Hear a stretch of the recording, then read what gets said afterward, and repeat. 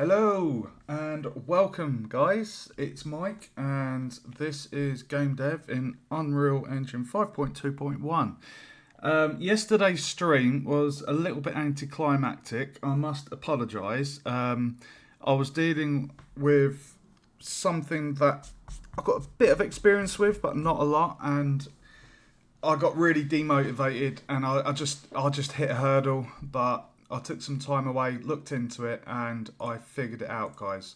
So I'm going to show you the end screen and how it functions because yesterday's stream was very much that. So I'm not going to do a major recap of what we've done.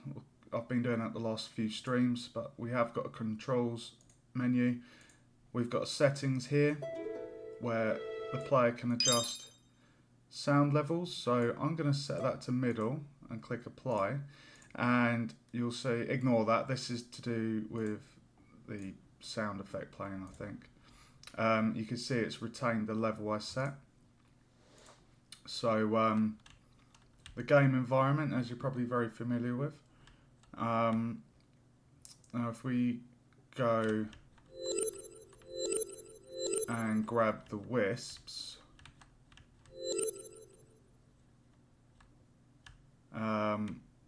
I'm going to show you the end. Basically it gets the high score. I've set the high score variable, I think it's 5 minutes as the best time, and the best score should be 1,000. So what it will do, when the players lit the fire, there's a 7-second delay, and then it will display your current time and score. Okay. The best time is not displaying. Why is that? Why is that? Why is that not working? Oh. That's not the high score. What is going on there? 1 second, guys. How annoying. The high score. Oh, that's really annoying, that is.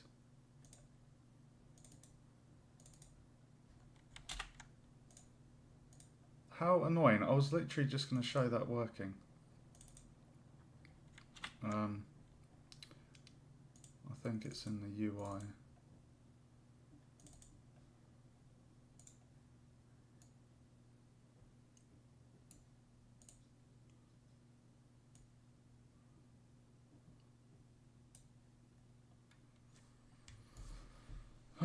This is the blueprint for it.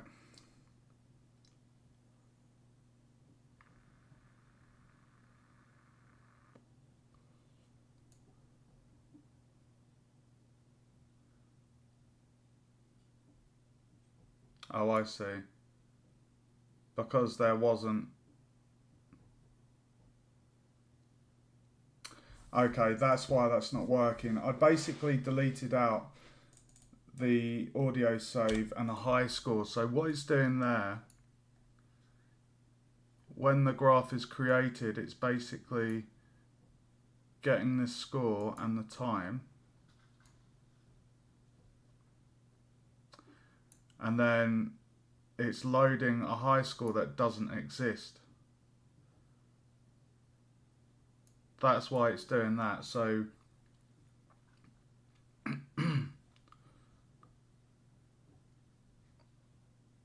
what we need to do is we need to create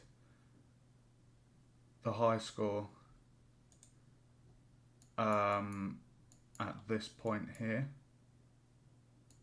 So that's not a problem.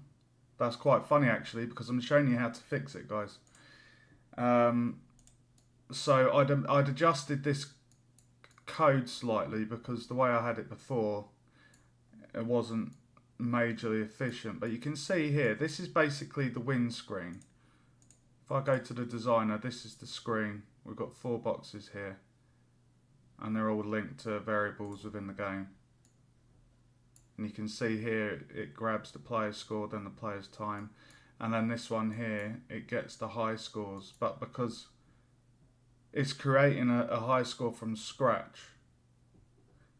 It's accessing the high score save, which there isn't one, and then it's loading data that isn't there. And if I show you the high score here, you see it's basically saving the player score. So it's saying if the player's score is higher than the high score, and that's true, you set the player's score as the high score. If it isn't true, then it shows the high score. And essentially we need to just quickly go in here.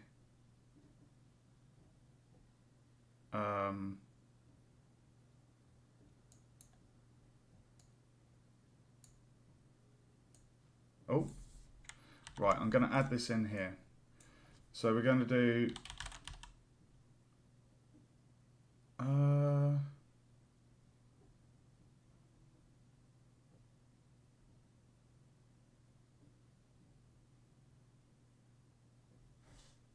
hold on a minute.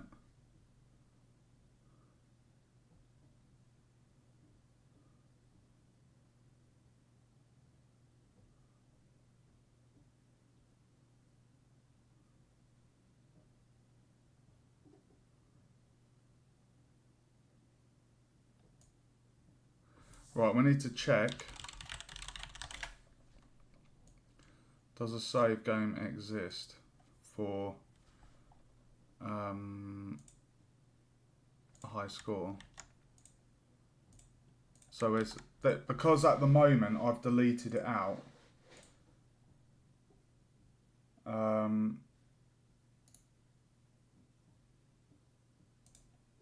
Yeah, because I've deleted that out.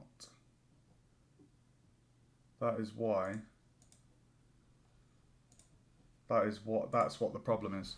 So we need to say, does a save game exist for high score? And we add a branch. And basically, if there isn't a high score, we're going to create a save game object, and this is going to be high score.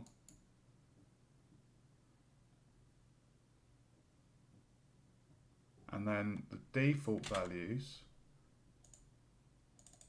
are 1,300. You see that on the variables? On the highest score, we've got 1,000, the best time. So basically, it's creating a save game object. And I can just test this. I've got my folder open at the minute, so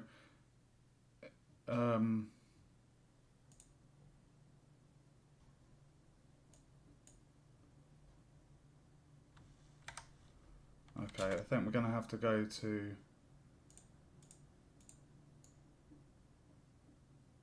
does save game exist for the high score? If it doesn't, create it.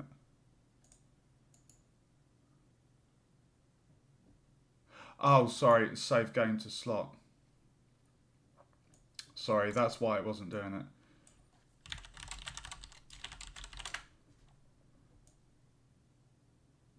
So basically what we're doing is we're creating a high score, and then we're basically saving it. So it should save the default values. Okay.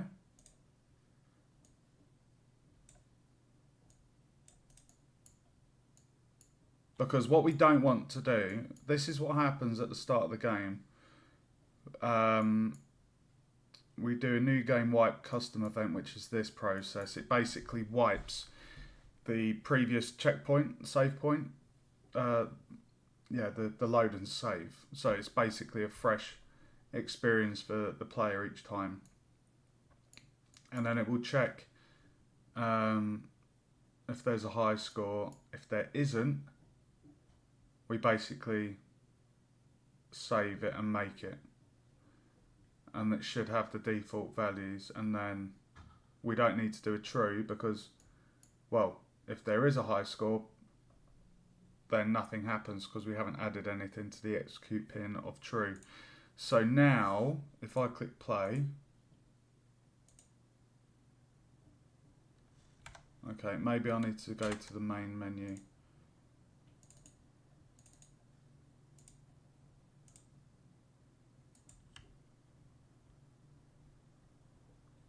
Why has it not created the... Maybe it's because I haven't set...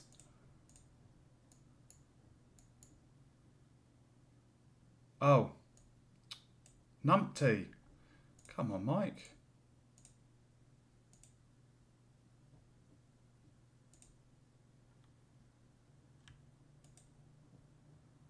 I'm watching my folder to see when the save file's not getting placed. So I think I need to actually set. I'm just going to test. This is good bug testing. This is good bug testing, guys. Devs need to do this. I've been doing quite a lot of this. So this is going to set my current time and score as the high scores.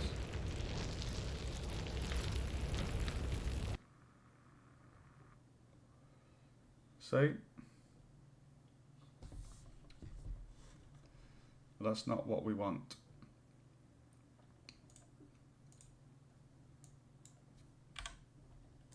What we want to do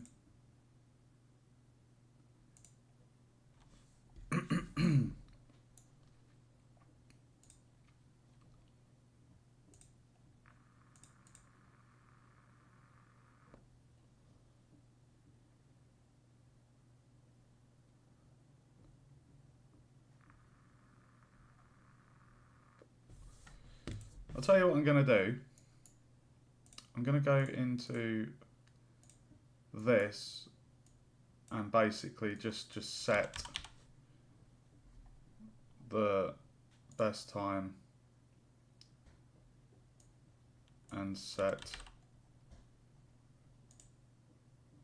and then what we'll do is we'll just get those variables. So basically by default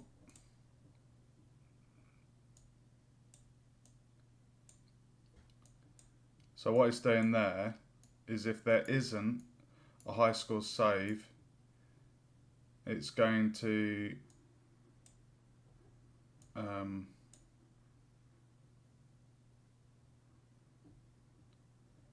okay, not a problem. Let's just move this across here. Put that there, put that there.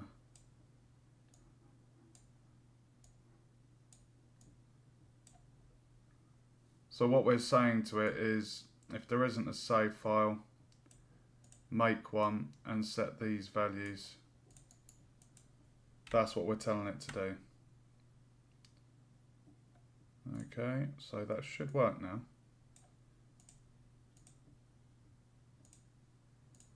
And testing. Why has it not done it?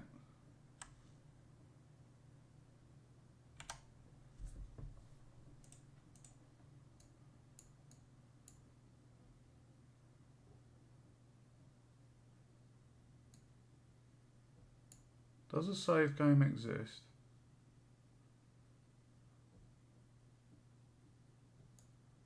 I know that works because I've already been watching the folder.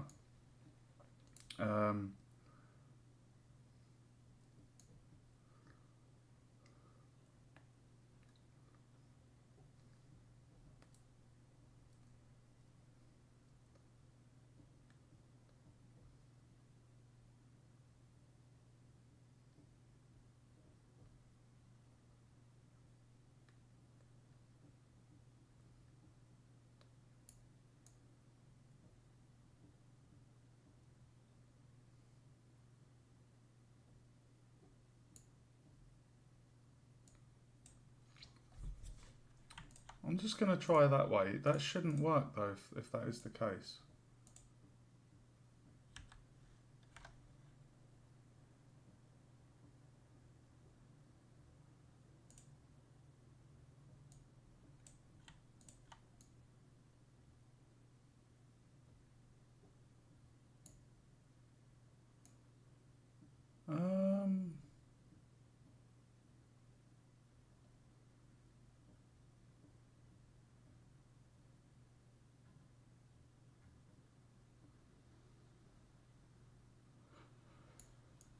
I'm a little bit puzzled, really.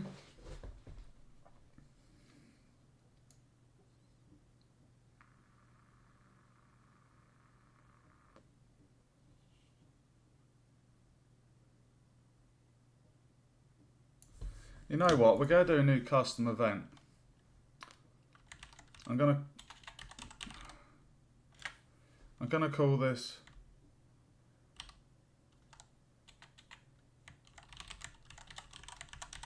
call this high score exist. Okay? We're going to call this high score exist. And I'm going to get this. I'm just wondering, there shouldn't be a problem with that though.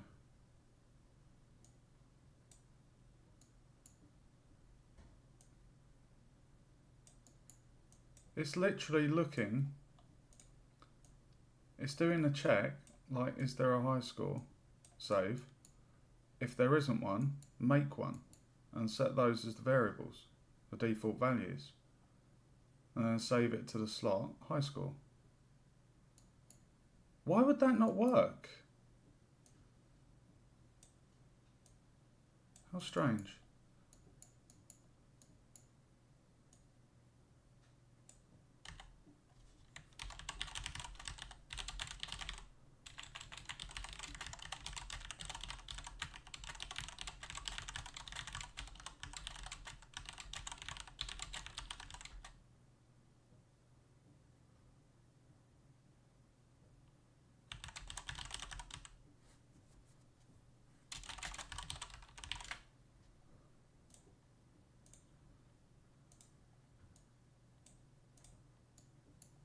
Okay.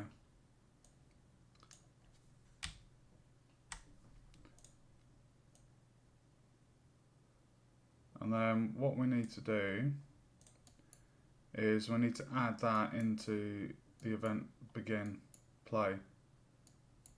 So new game wipe, and then we're going to have high score exist. Going to stretch this out. We're going to move these along, move that down. Okay. So now, hopefully that works. So we've added in a separate thing. If there isn't a high score, make one, save it. And this happens at the event begin play, straight after the deleting an old save if there wasn't one. Playtest, let's go.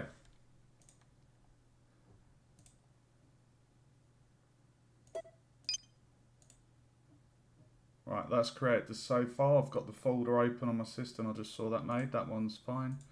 So we go in here. High score! Fuck yes! Oh, I'm a genius. Oh, it feels good. Yeah. Right. I'm just going to get these wisps. So I've got 800 score. We're going to pass the checkpoint as save games being made. Okay, so remember, the default values I set for the high score is 1,000. And the best time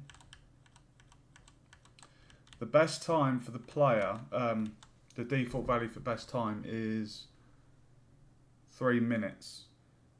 So if I click this now, it's going to set our time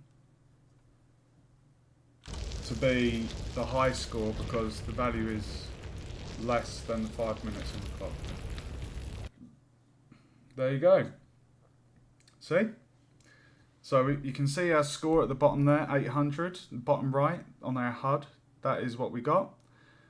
And the highest score was the default value of 1,000 that I set. And like I say, I'm not going to make you guys wait for 5 minutes, but if we had waited till, say, just after 5 minutes, and then we completed the game, it would show the best time as 5 minutes.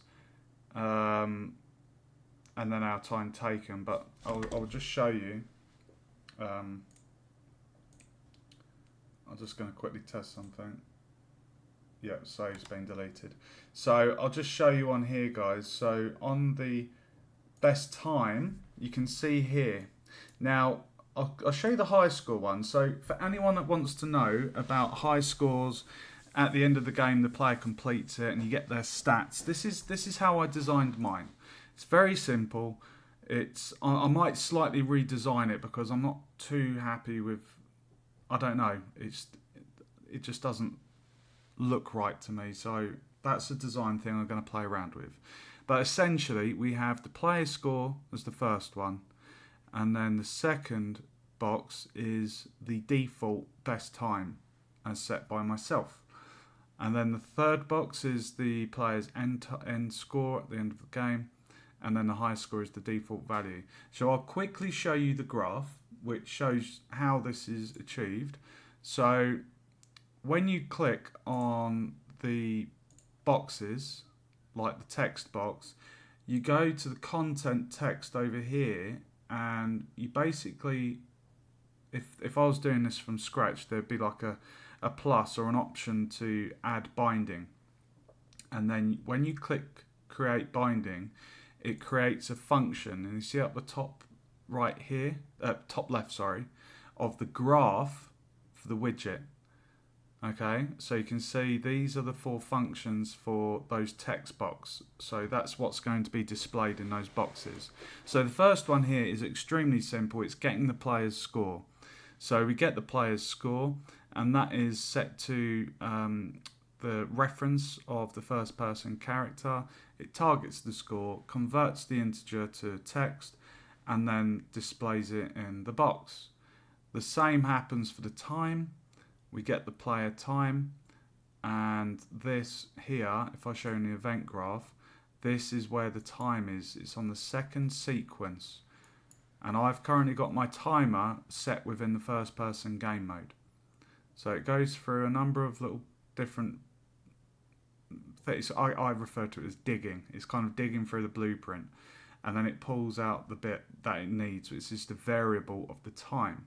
So the time when the player finishes the game. Okay. Next up is the high score. So the high score, right? Now what you've got to remember, guys, is the high score is an integer.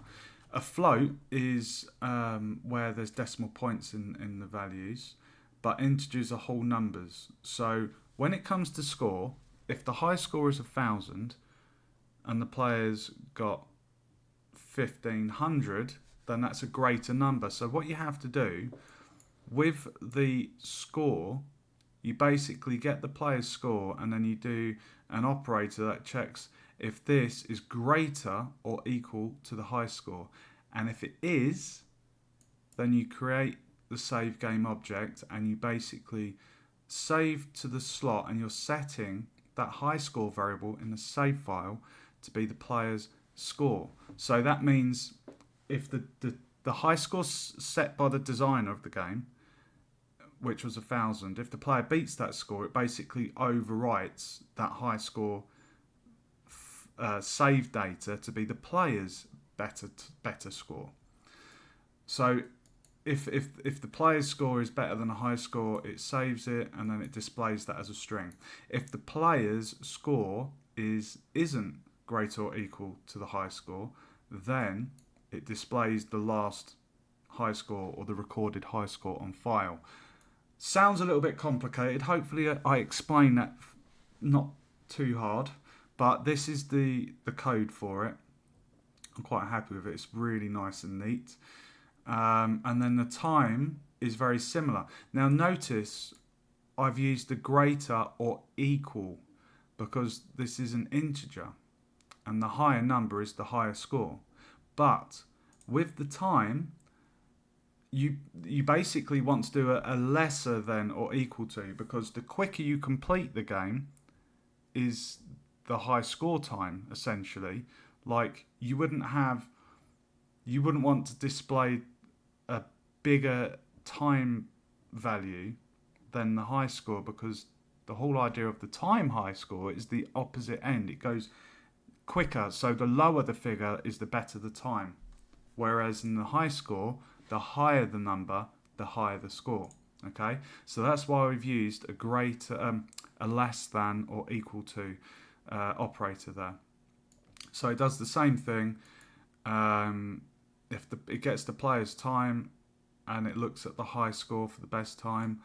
If the player's time is lower, as in better than the high score time, then it creates a save variable and it basically saves that player's best time to the high score slot and overwrites it, and then it displays the player's time.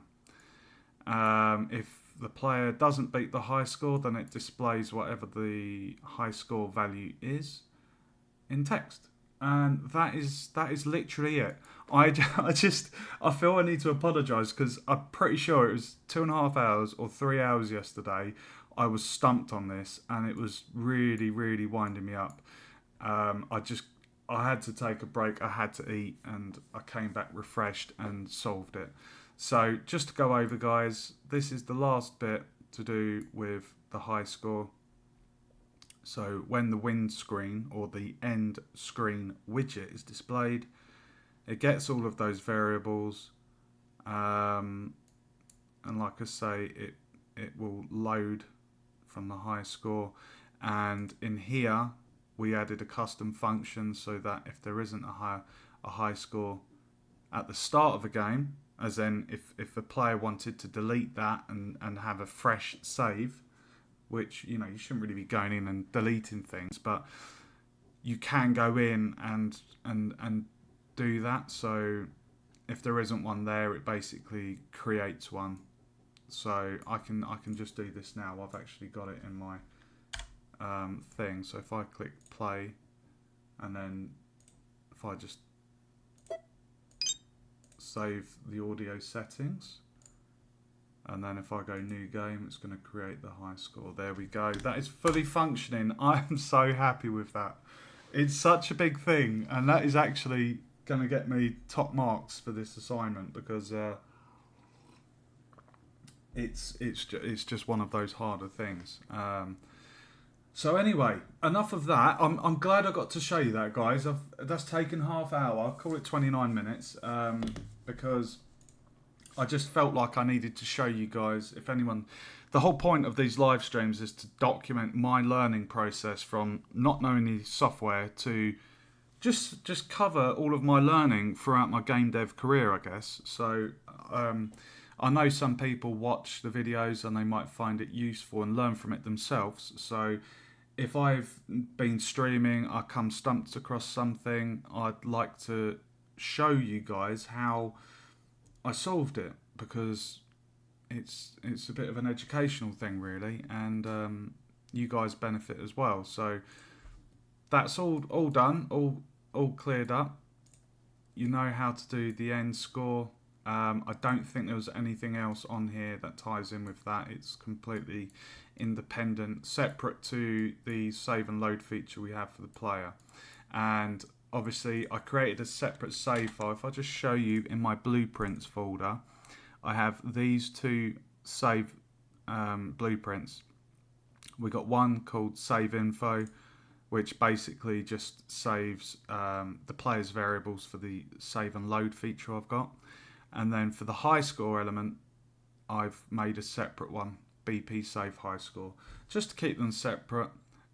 It's not hard, really easy to do. And that's that basically. So what I'm going to do, today's session, I've made a little note, is the UI end game screen. I can tick that off as I've just shown you guys. Next up, we're going to go into our game. Now, I only have 2 more things I need to add to this game, and then I can start doing the landscape. Um, the last 2 things are water with a raft, and then a moving hazard. So basically, I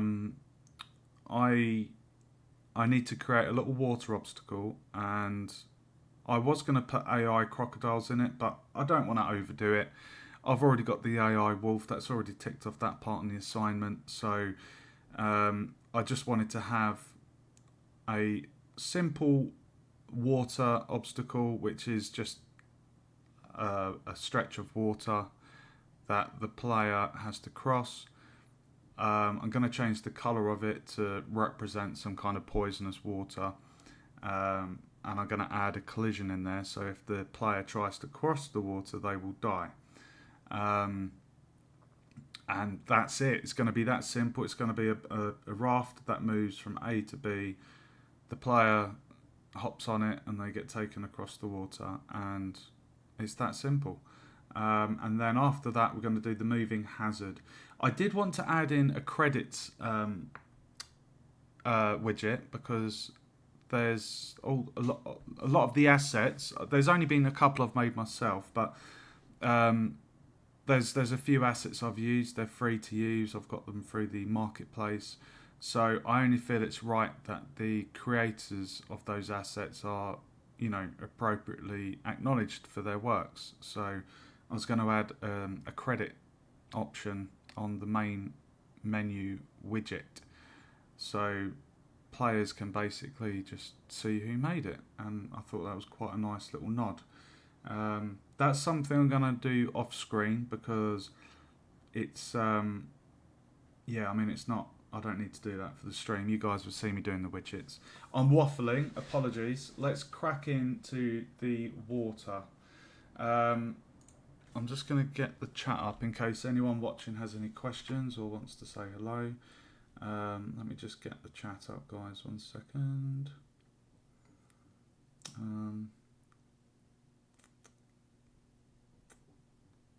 How do I... Is there an easy way that I can just kind of see the chat? Because I don't want to... There we go. Right, I'm going to turn the volume down. Right, okay, I've got the chat up, guys. Okay, so the water obstacle. Right, so for the water, there's a plugin. If I go plugins, sorry, I did that a bit quick. I know in some tutorials, some people do things really quick. You go to edit and plugins, and then you type in here water, and I've enabled the experimental water. This is really, really cool. Alright, so what we're going to do, I've got a handout from uni, so I'm just going to, I'm actually just going to quickly create, where am I going to put it? I think I'm going to put it here,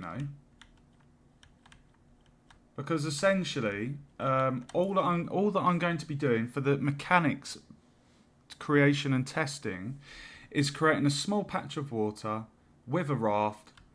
The player has to get from A to B, job done. So we're creating the water here. So what I'm going to do, I'm going to save the game first, have a puff of my vape.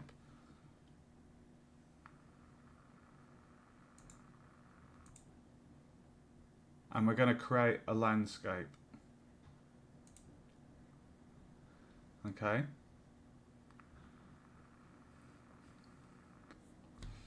So you can see I've only got one landscape at the moment, which is this little mountainous area that I made for playtesting. So I'm going to go to new, and we don't need anything that big, so I'm going to put it down to 7 by 7.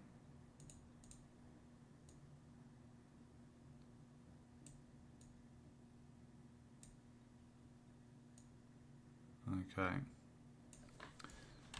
And oh, actually, that's a good size, isn't it?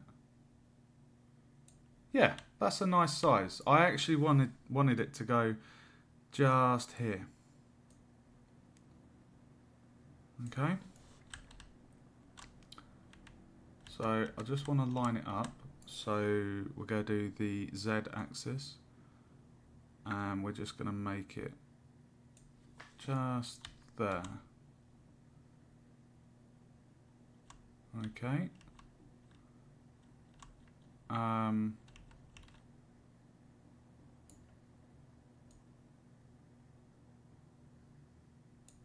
I think 2 by 2 is more appropriate.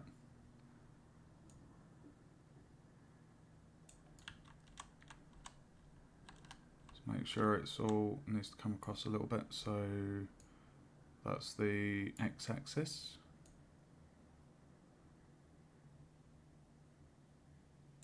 Perfect. Okay, so that is the right size that I want for this, and then what we can do is we can just reduce the size of this wall here. So it's 2 by 2, the components. We're going to click, we don't want that material. Oh, actually, you know what? Just do that. Okay. Alright, so it's made it.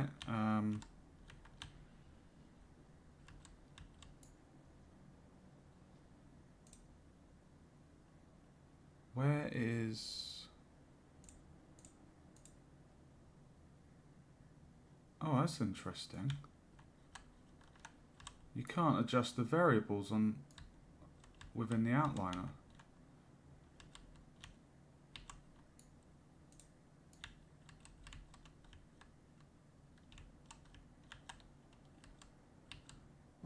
Huh.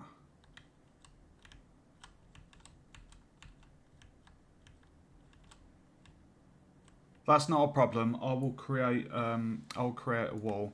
Right, so we've created our area, and basically we're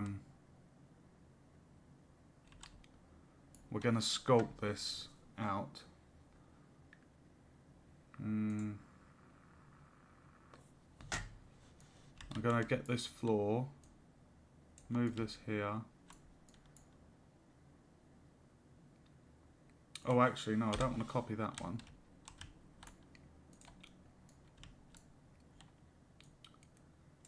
We'll just get this one.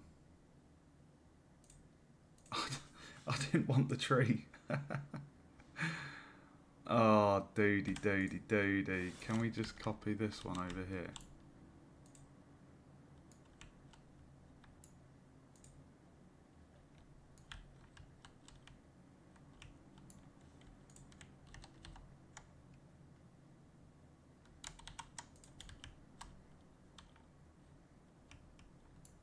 You know what?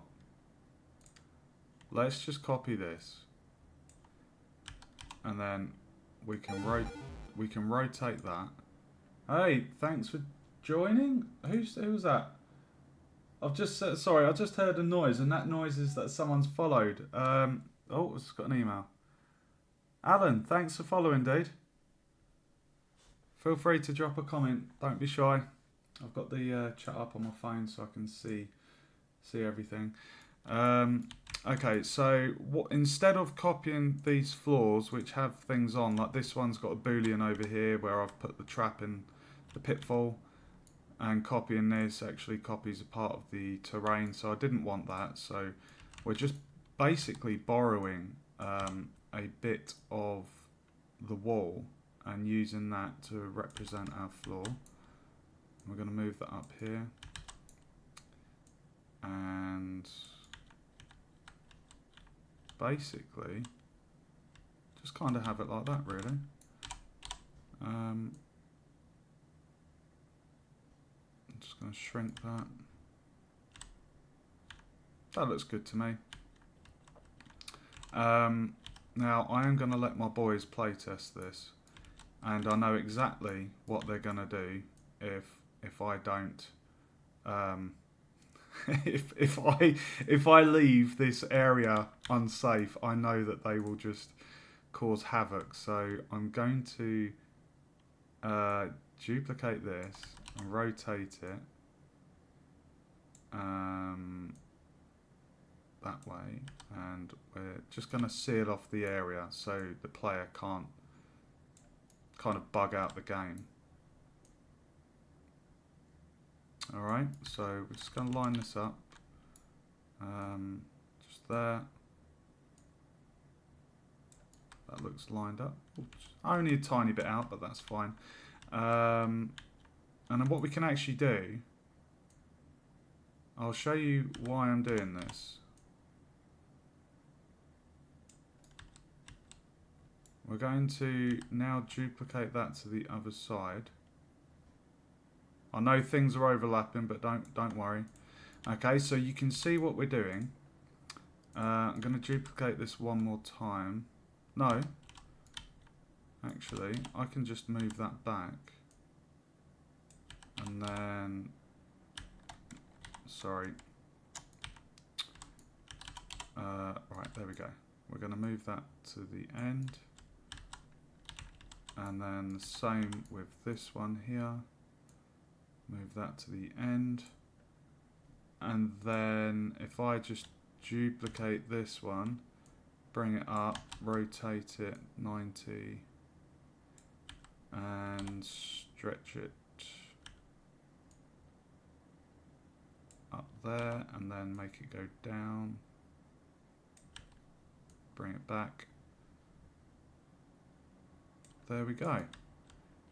Alright, so I can just test this quickly.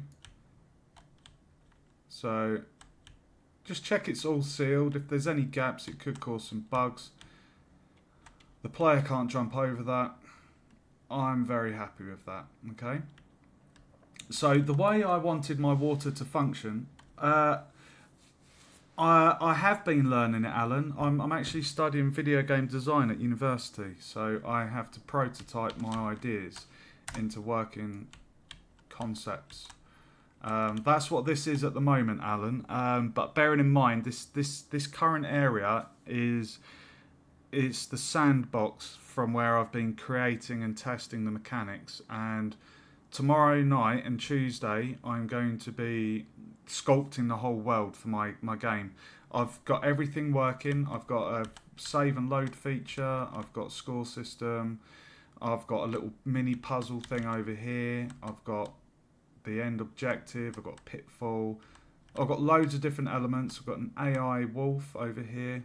But yeah, I'm still learning the engine. I've been saving all of the live streams, and I basically live stream every time I'm in the software. So that's how many hours I've got in the software. But also that doesn't account for off-stream hours, which could be, I don't know, easily up to another 20 hours.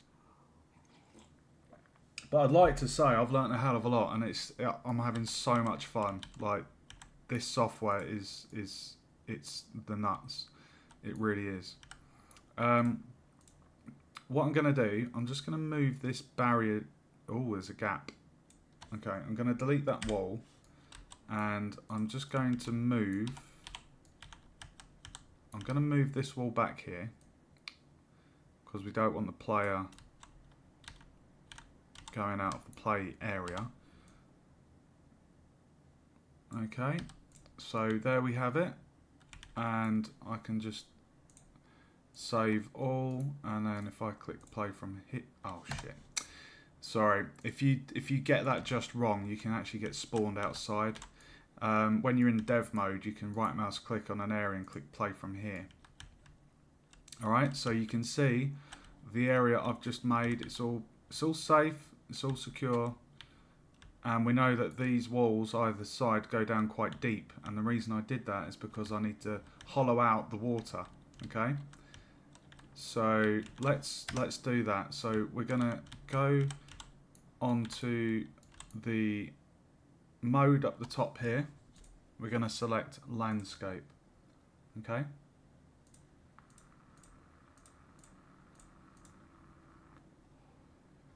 And you can see we have two different landscapes. I think that one is landscape 1. See, it's not letting me click here, but if I click over here, I can select the mountain I made. So we're going to choose landscape editor as landscape 2. Oh, I want to deselect that actually. There we go.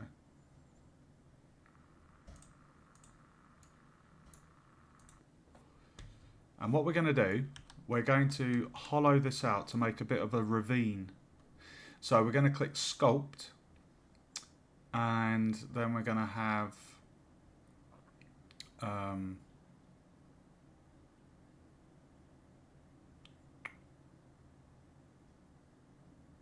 going to go simulations erosion caused by movement of soil from higher areas to low areas.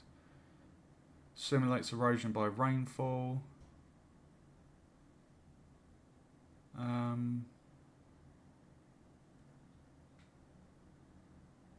I'll go for hydro because, no, you know what, erosion makes sense because you would get that from water.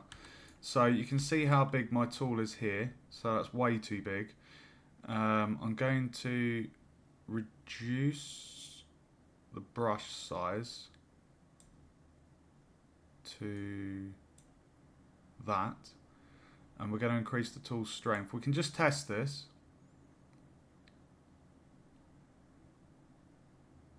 There we go.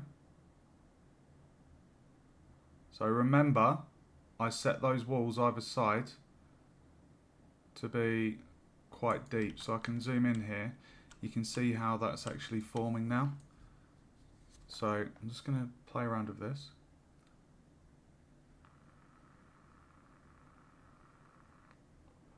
It's a little bit like Photoshop, this tool.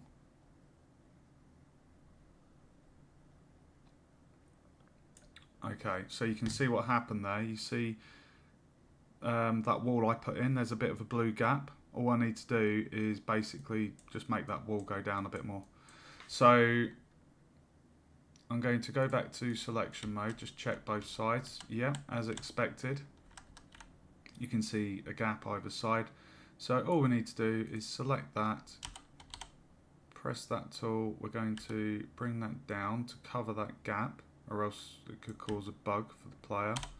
And then we're going to bring that wall back up the top, seal that off, okay? And the same again over here. Bring it down, cover the hole, and then bring it up the top. And that's all sealed. And then we can test that. I always like to frequently save, guys. It's a good habit. Okay. Oh my god. That is a lot deep. Oh, why have I frozen? Why did I... Did I die or something? Why did I just stop? Why did I just... Is that because it wasn't 100% flat? Or maybe I went outside of the world's... That's strange. It was like... It's that area. Whatever's here, something's there that's killing me. Okay, to fix that... Bearing in mind, this isn't the end level. I'm just gonna quickly raise that up. Because that, when I'm making that, it doesn't look or feel that deep. But when you're actually in the perspective of the player, it really is. Okay, so what we're going to do, I'm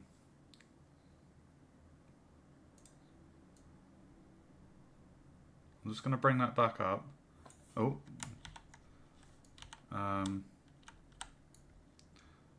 make the brush size a bit bigger.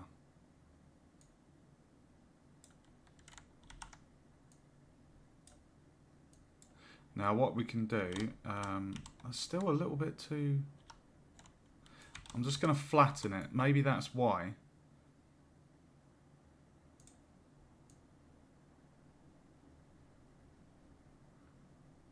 Okay, see what I'm doing there, guys? I'm just brushing over what I've made. And that is now a nice, smooth and fairly flat area for the player. Okay. If I go back to selection mode, save the game, and we'll see if that happens again.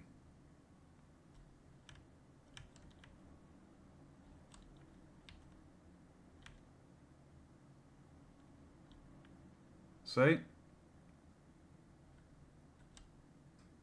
So, whatever happened there, the way that was sculpted, it must have got the player stuck for it to come up with that error, which is interesting. But that's not a problem at all.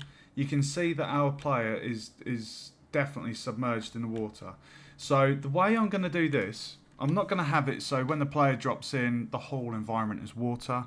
We're going to have quite a simple thing here where we're going to add a cube and the top layer is going to be a nice water effect, and then we will add a collision box which will be submerged in the water, and we're going to get it at the right level so that when the player collides with it, they die. And we're going to have it so that happen before their head is submerged below the water level, or else it will look a bit odd to the gamer.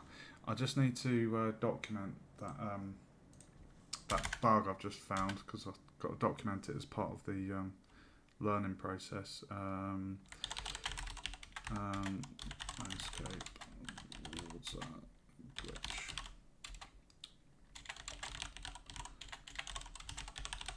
Hope you're enjoying the stream, guys, and learning something new.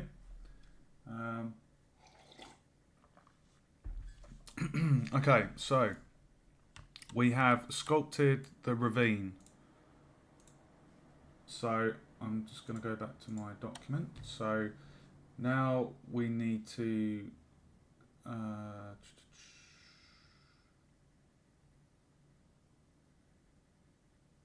okay, it's saying to do it as a plane. Alright, so we're going to go over to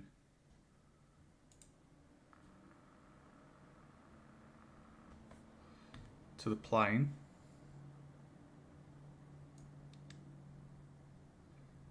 I'll place that there.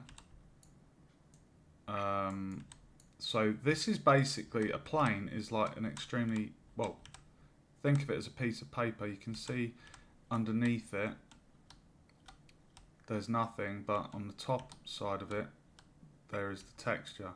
I wonder if there is an option to say it's two-sided.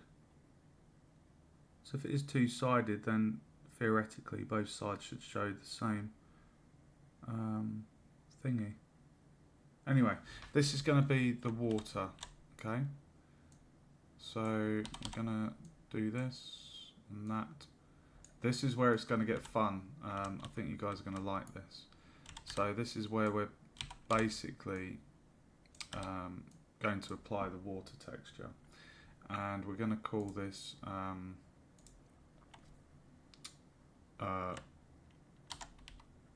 I'm going to call it the sea, or no, let's just call it water. Don't overdo it. SM water. Okay, so static mesh water, and then we basically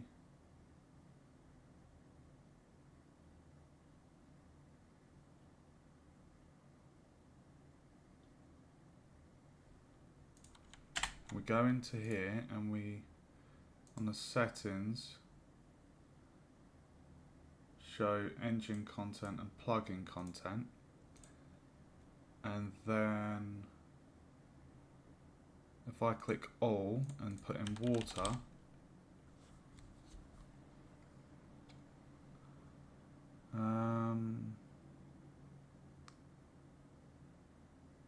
which one are we looking for?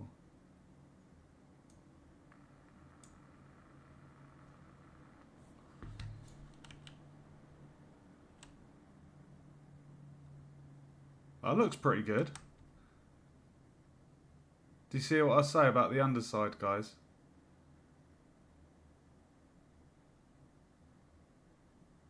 You see it's got that effect, but then we go above, we actually see it. Now, I mean, that is a beautiful colour. That is very much a Caribbean ocean type colour. What about this one?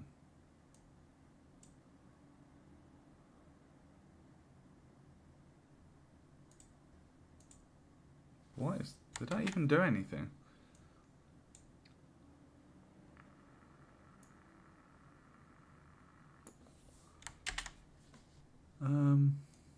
Simple river. Oh, dude! So that's simple river. I don't know if I want to do this ocean test. Okay.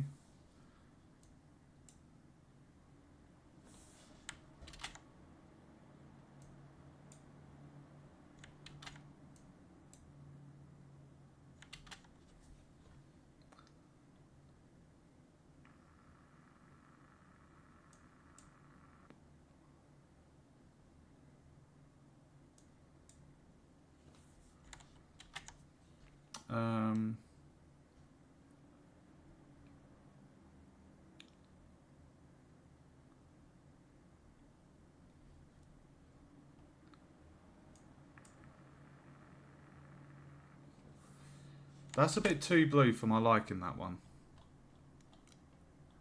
What was that first one I applied? Was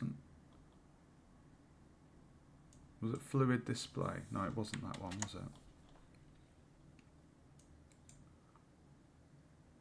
Yeah, I quite like that one.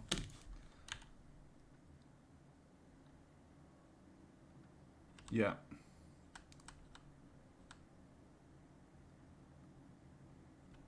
I like that. I mean, what you could do is you could have it so that when the player's underneath it, you could always kind of make it so the whole screen has like a colour. So it like changes blue.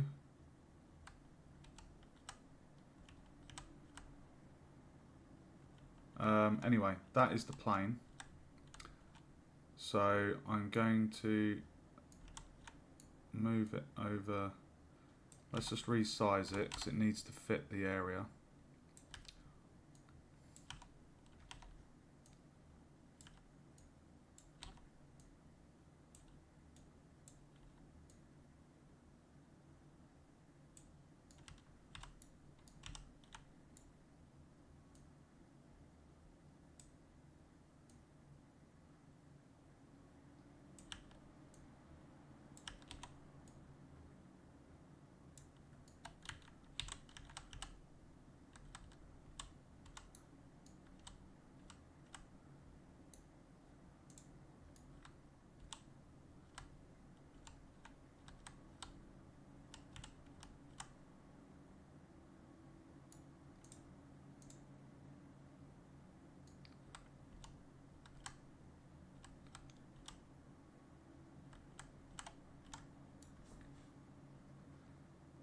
Just got to take a picture of that.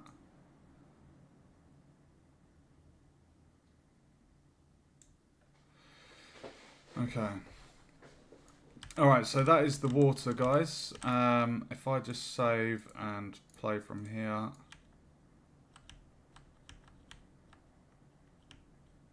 We can run across it. Oh, look at that. Oh my god. It's actually casting this beautiful, like, oh, that's a really nice, the way it bounces off of the walls either side. That is really nice. Look at it. It's kind of got like a fog effect as well, like as you walk over it. Okay, so what we need to do, I wanted it so that the player can walk through it. Now, to do this, guys, because at the moment this is a solid surface, there's nothing to stop the player from going down. So we need to basically click on the static mesh, and then on here where we've got the details, we want to go to the collision. which is here. And we want to go to collision presets and choose custom. We want to block every ignore. I want to ignore everything. The overlap, I want to allow the player to do that, so I can test that. Okay, the player can pass through it. Okay, so now that's done, I'm going to do something. I'm going to change the colour of it because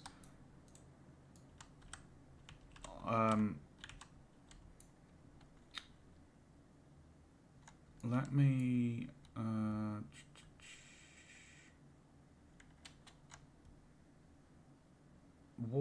sorry, 1 second.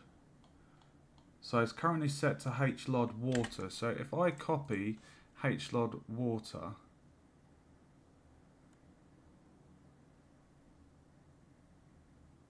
so that's in water materials. So if I copy that and then go to here and paste, and if I call this,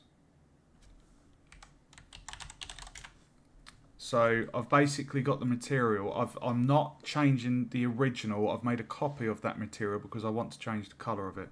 So I'm going to drag that onto the plane and apply it. So now when we click on the water plane, you can see under the materials it's HLOD water custom, which is what I just did. I want to have the color of it look different because I just wanted it to basically represent not like lava, but a dangerous water.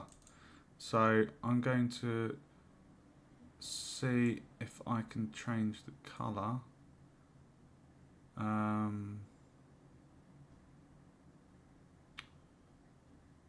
Which would be if I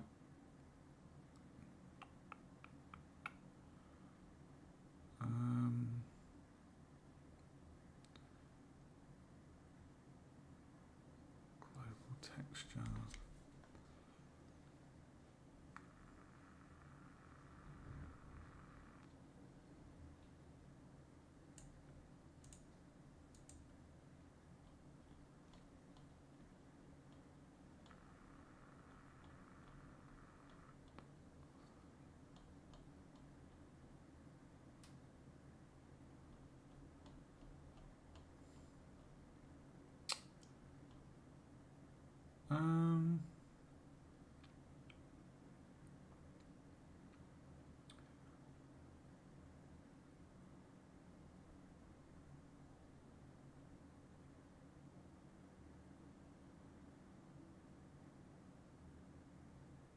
So that's the texture.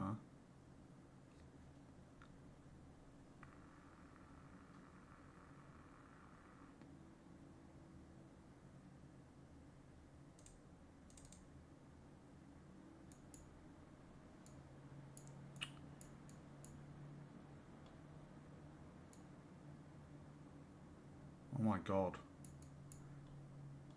So this is the blueprint.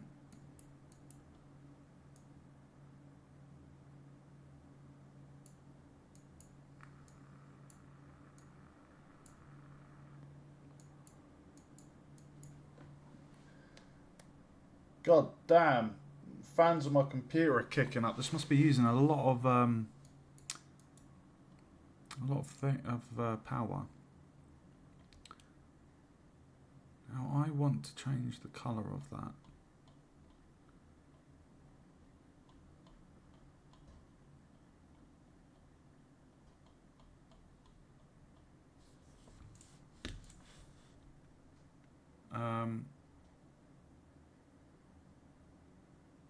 Maybe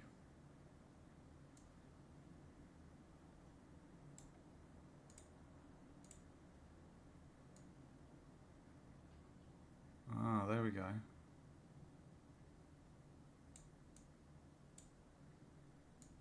Oh, dude! Dude! Oh my god! Yes! This is how... Oh my god, look at that. Oh, dude. Oh, you could have red water. That would be awesome.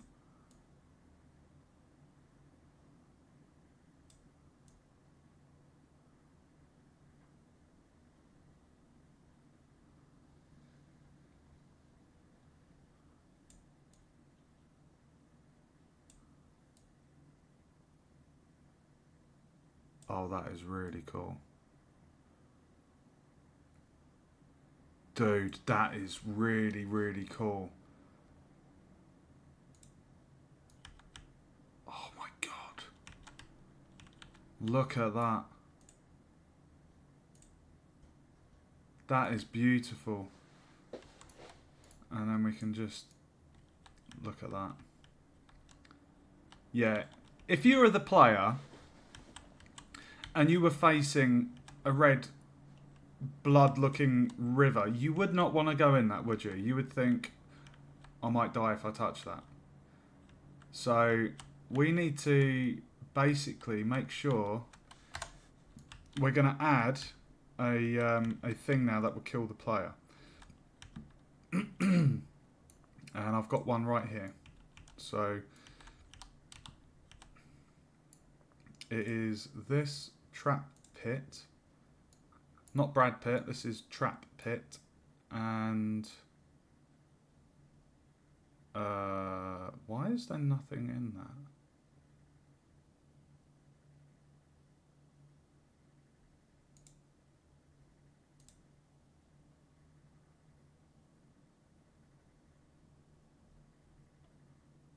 The box collision.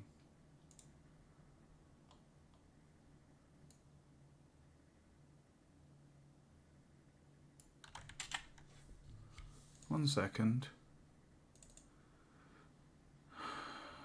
Trap Pit camo. Oh, okay, I know where that's going to be. Right, it's going to be up here. It's going to be the Trap Pit. So it's going to cast a Trap Pit.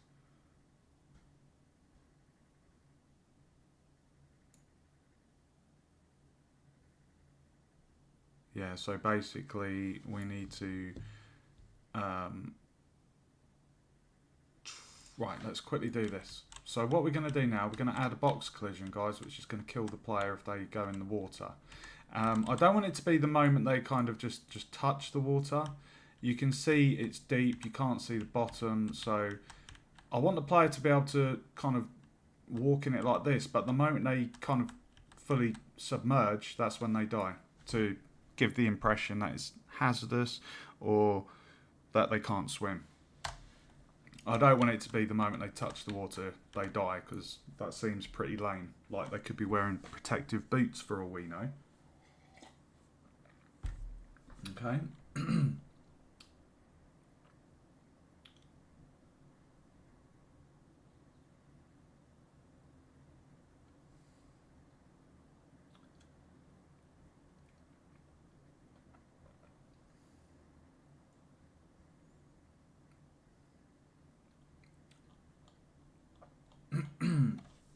Sorry, 1 second, guys.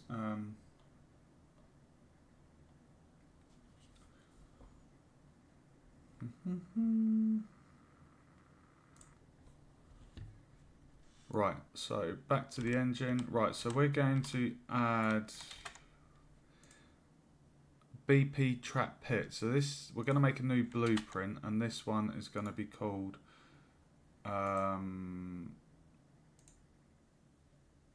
we're going to call this blueprint water death.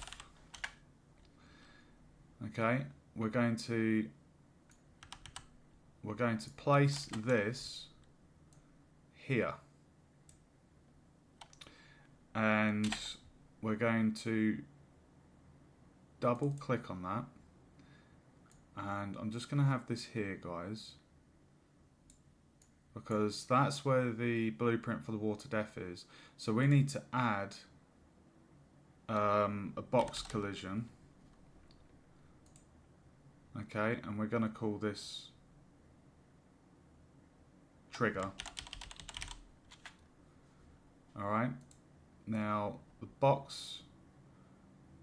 If I just actually bring this over, you can see the settings as I'm adjusting them.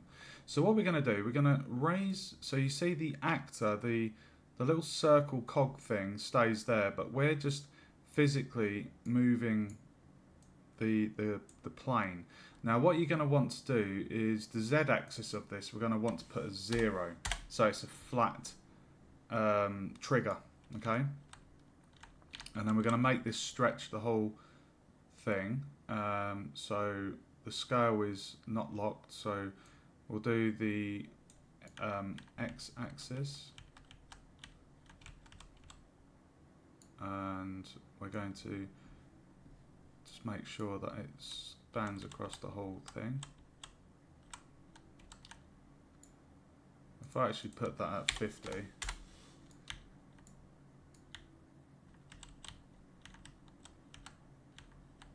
make that a bit bigger.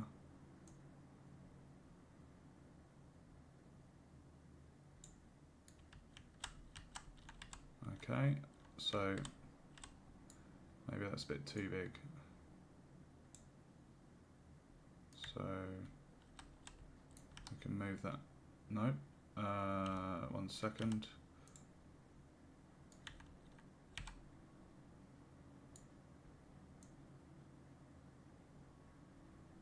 Ooh.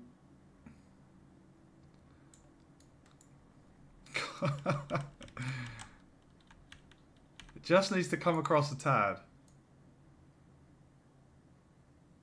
Okay. Right, it's in the wall, and it's just sticking out there. The player's not going to touch that, so it's fine. Now we do the Y axis on the scale, and this is where we're just going to make it stretch the whole span. All right.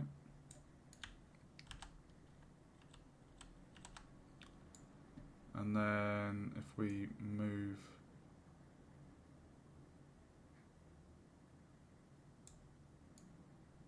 that trigger,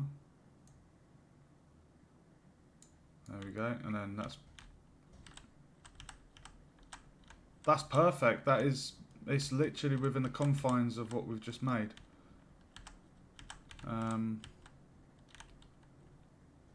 So yeah, the player basically touches that, game over.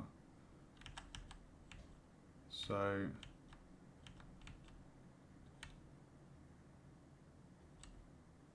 if I raise that up,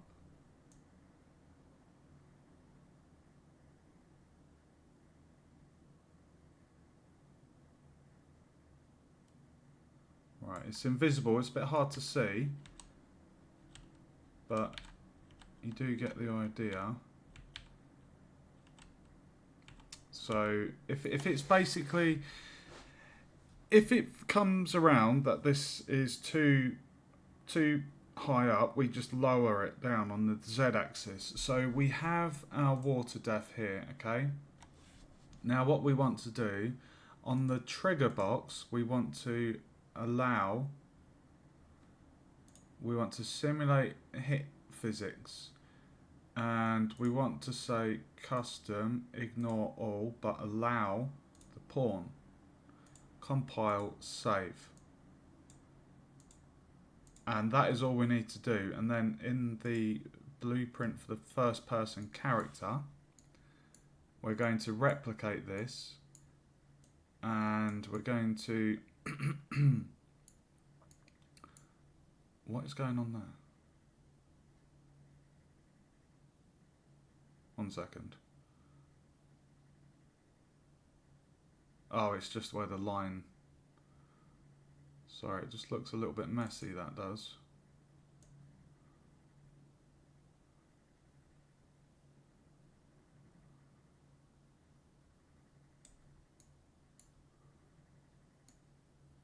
I don't know why I did that.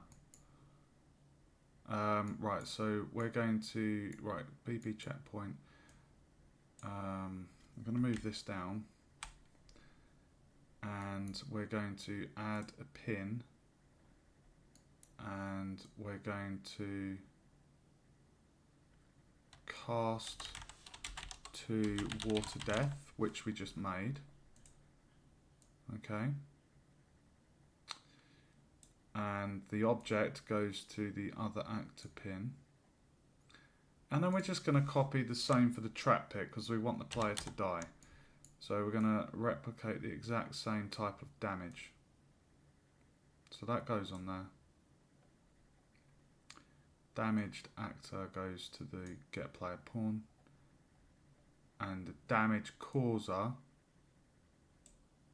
is the water death. So when the player touches it, they will take 100% damage, lose all their life, and die. And when we die, we trigger dun dun dun. When the player's health is greater or less than 0, player death. So we bring up the end screen. We also play a sound. It's a very good male grunt. Okay, so let's bring this down. Alright, so that should be fully functioning now. So if I test this, here we go.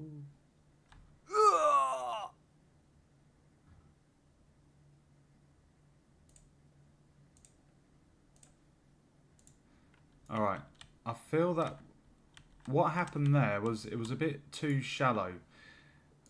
The player entered it and then they could see, well, it's a bit too shallow for my liking. I don't like that. That was my worry, that the player would, well, see that there's nothing underneath it. It looks a bit silly really, doesn't it? So what I'm going to do, I'm going to adjust that height.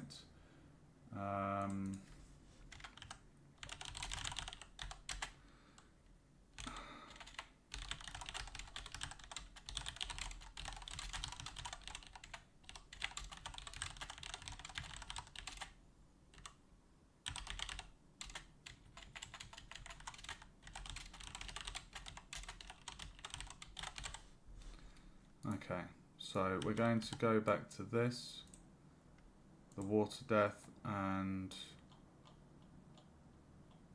we're going to increase that to, I don't know, say 510? I might go 515 actually. So this is fine tuning it just to make sure. Okay, needs a little bit more. So I'm going to do 530.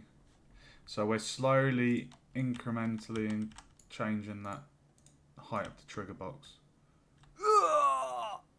Ooh. Don't like that. Try again.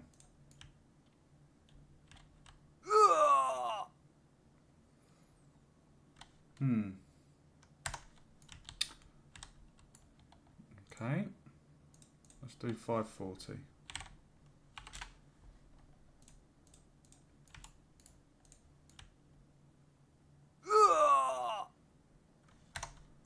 That's better, isn't it?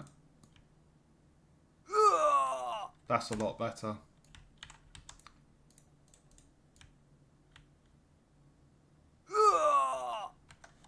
So you see what's happening there? I've increased it to the right height, so now if the player was to do this, they're not seeing. That's very interesting. The game is paused, but the texture's still the texture's still playing.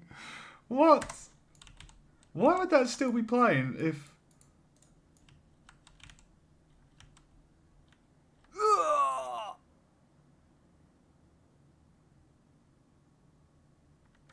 I think that's good. I think that's good, guys. What I'm trying to do, I'm trying to get the angle at different, the camera at different angles to make sure if they did drown, you know, they can't see that there's an empty void beneath that plane. So that's working perfectly fine. I'm happy with that. So I'm sorry about that noise. and I can also show you the save. So if we go over there, we'll have the option to load.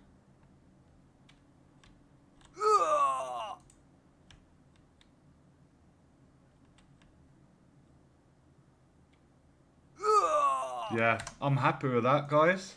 So that is the water done. So now we need to add a raft. So our player is going to have a raft that they can essentially use to cross this obstacle. Now I was also going to add in a sign.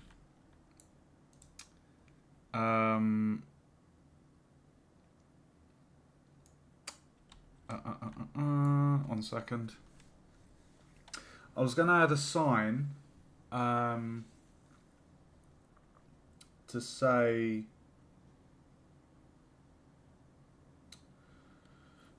the sign was going to have like just a skull, basically, just to show that it's dangerous water. There was an ASCII code as well for the skull, because essentially I was just going to do a text render and put a sign in. I do have a sign in my main menu. Let me just see actually.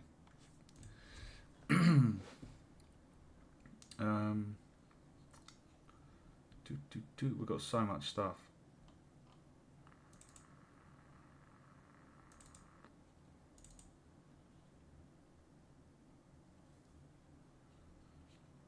Right, I'm looking for an asset which just looks like a simple signpost.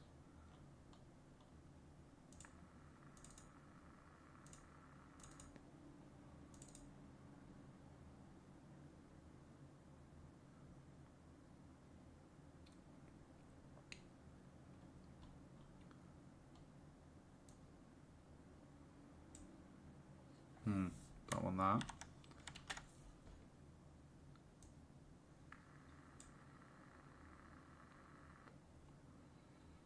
That's pretty good though. That could easily represent a raft if that's submerged in the water.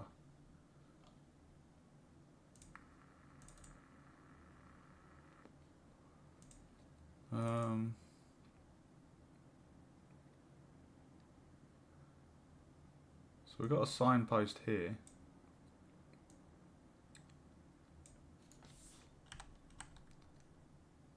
That looks like Keanu Reeves. Is that Keanu Reeves? It's Keanu Reeves. Oh my god. Is that Nicolas Cage? What? No. Come on. Brilliant. I still haven't found anything that's jumping out as a nice sign.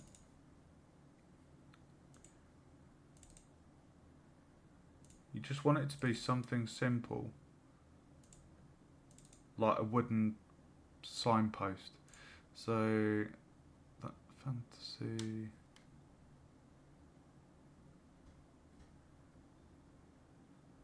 What about this one?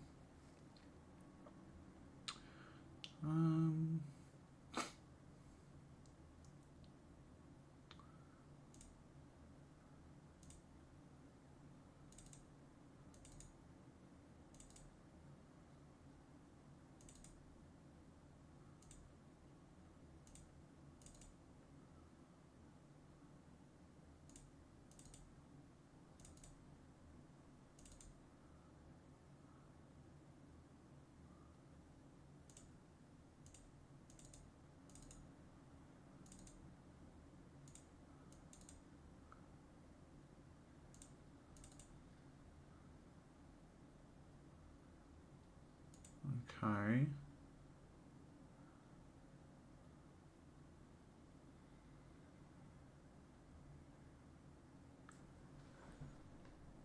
God damn. That water, having that water in the game. Like, my computer is working. That must be causing a bit of work.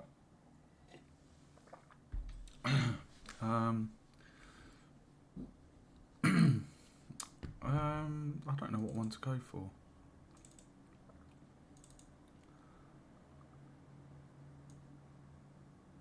Oh, that will do. Oh, that will do nicely.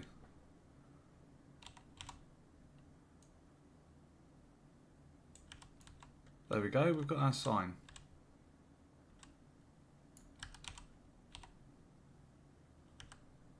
Let's just reduce the scale.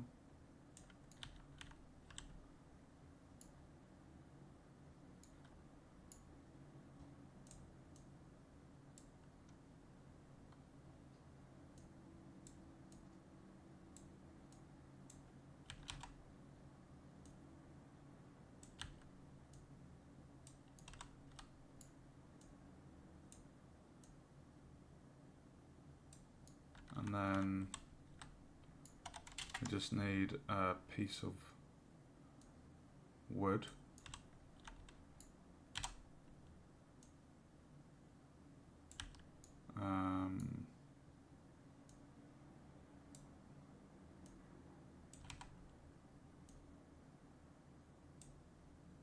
And then if we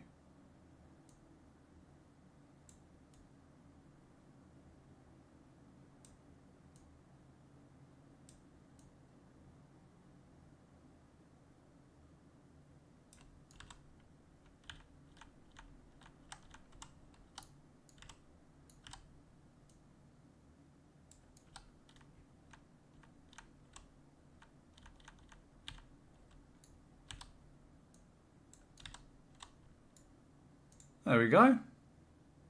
Simple sign.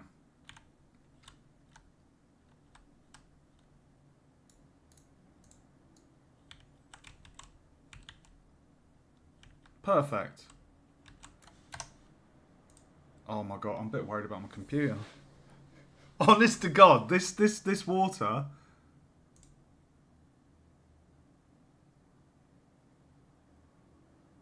That is making my rig work. Oh my god.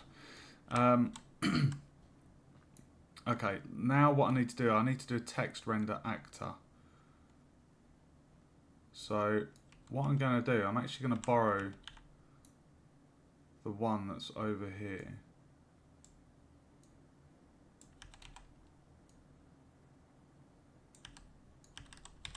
And bring it forward. And I want to get the skull.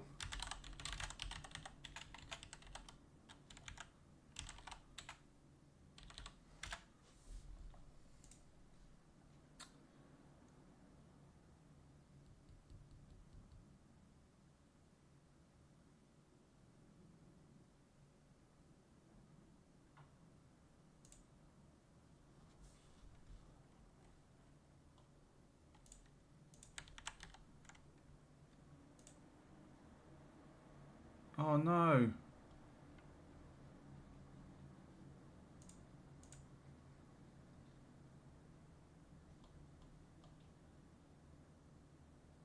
Doesn't like the skull.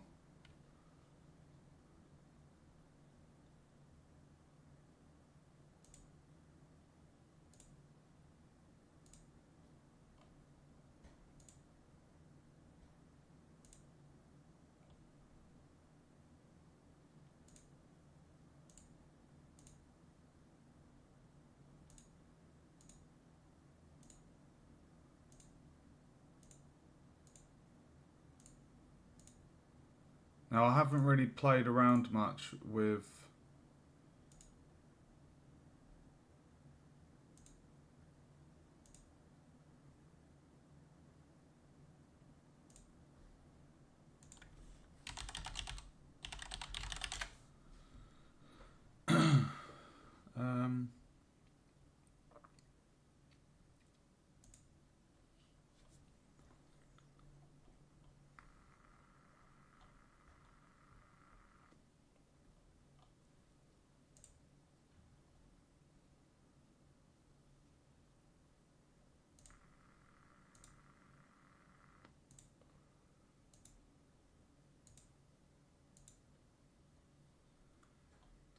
Just give me 1 second, guys. I'm just having a look to see if there's any skull symbols.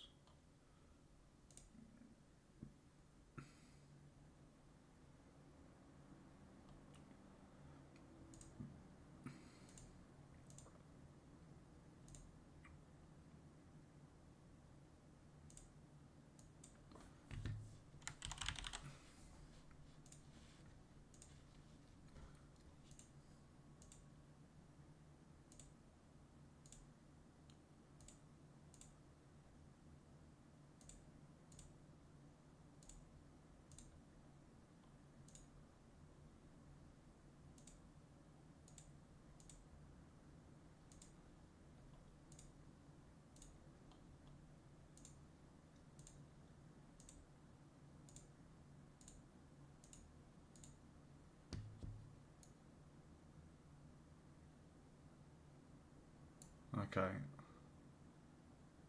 Roboto distance field.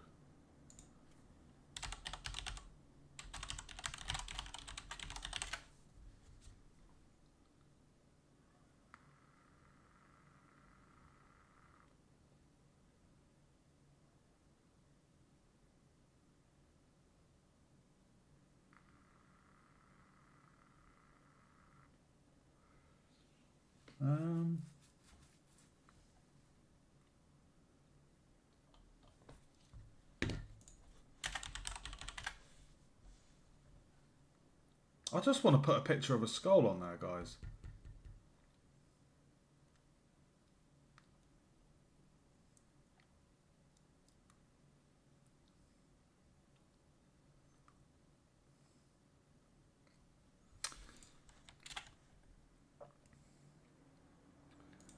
Let me see if I've got anything.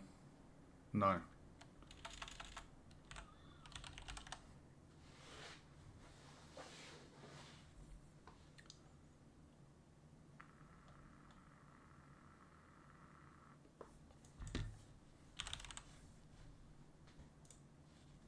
Damn it.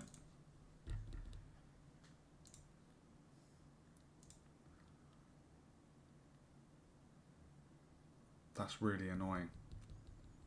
All I want to do is put on there a picture of like a little skull. And there is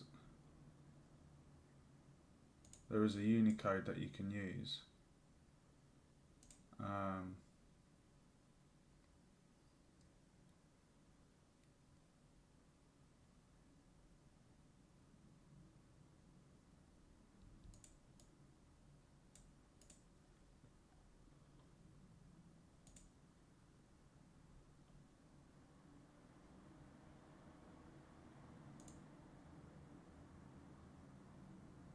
I wonder why that doesn't show.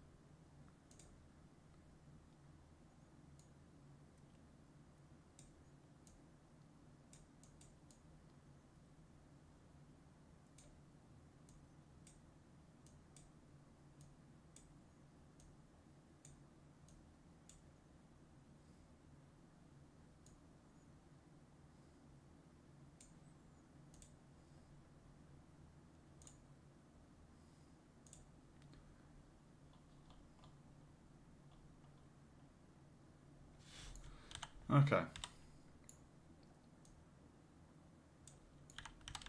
As a temporary thing, I can look into this because I would like to have a very simple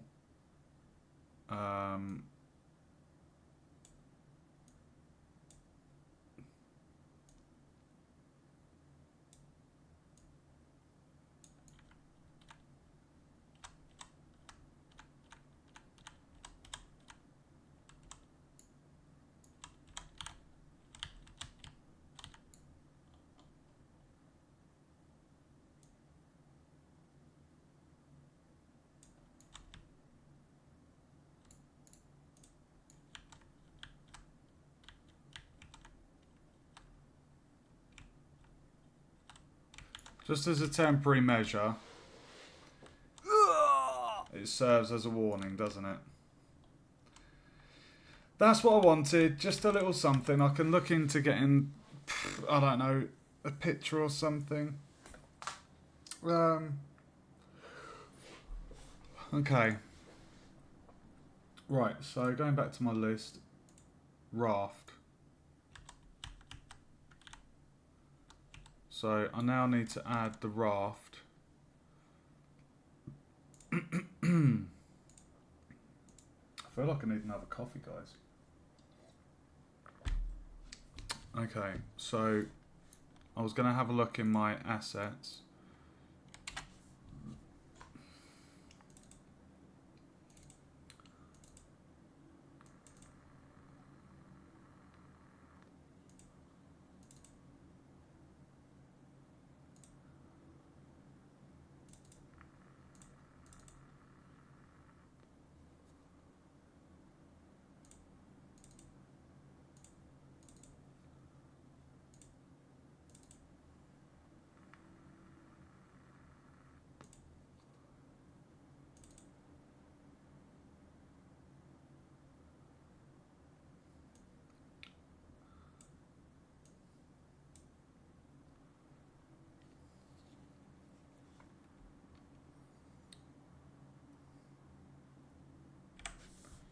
I think I know how to do this.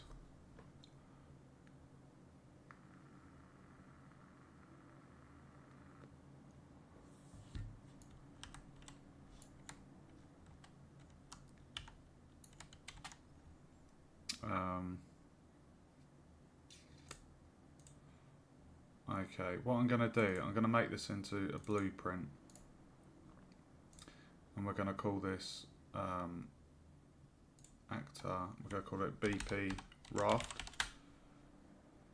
And we're going to place this here.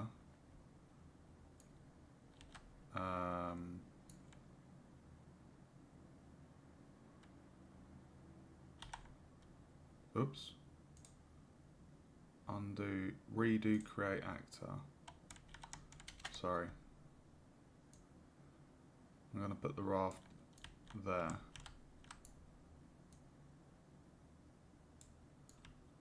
Okay, and then we edit the blueprint of the raft. And what we're going to do in the content drawer, how am I going to do this?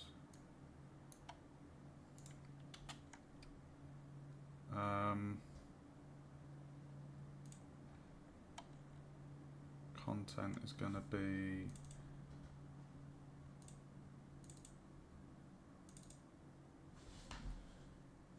Jesus. I'm not even joking, guys. Having that water in there really making my system work. One of construction.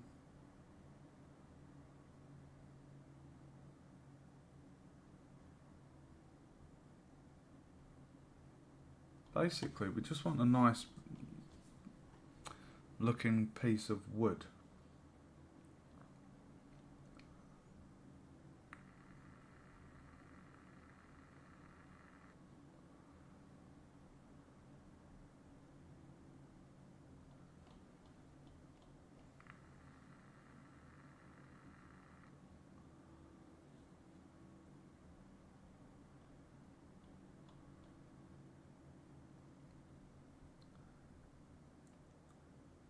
I might just go for that. It's the walkway wood.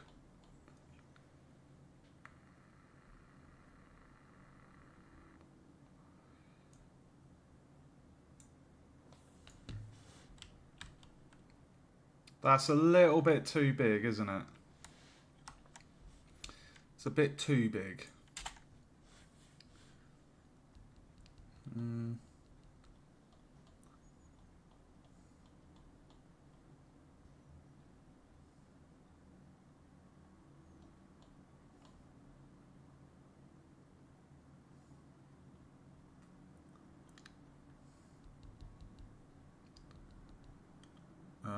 Just go back to construction, props.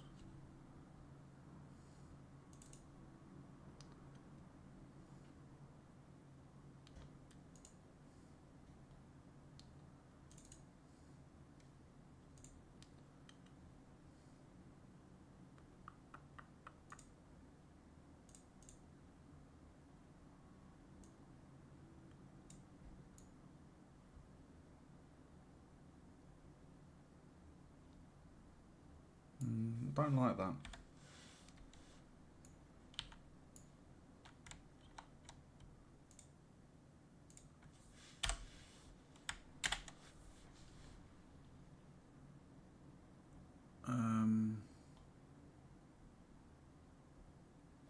I need to make this a bit bigger, guys.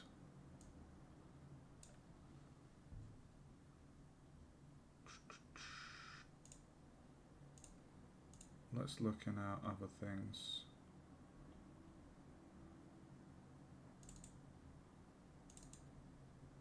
No, not materials.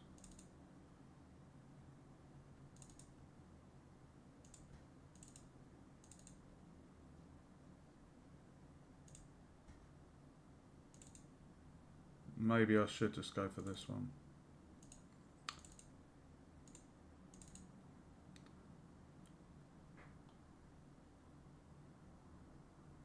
I just need a realistic.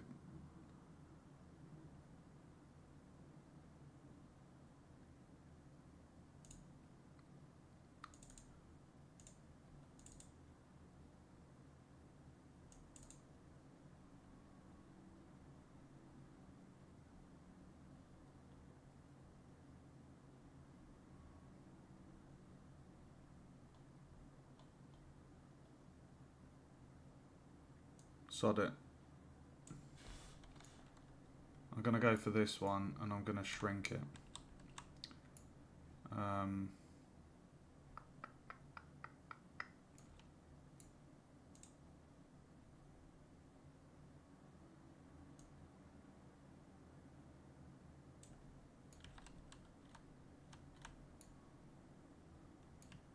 Is that too big?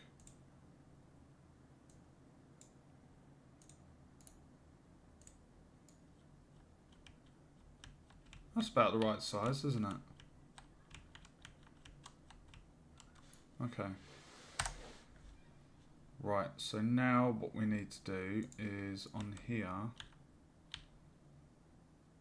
to make it a bit more realistic, we're going to add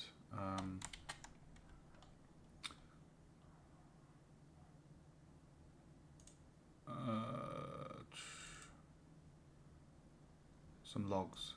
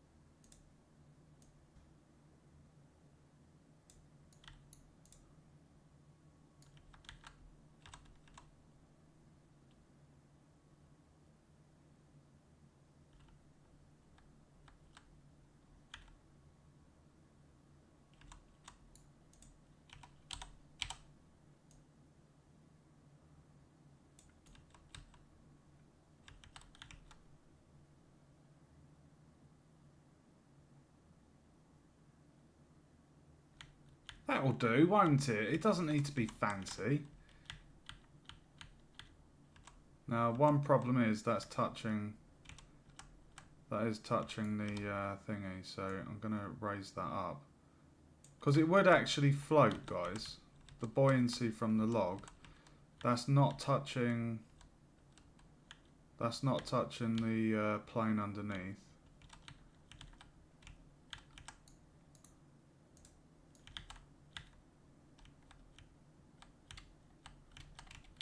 Oh.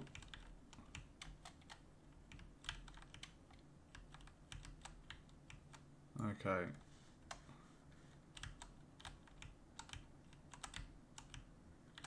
I did create a tiny little bit of a... I wouldn't say bug.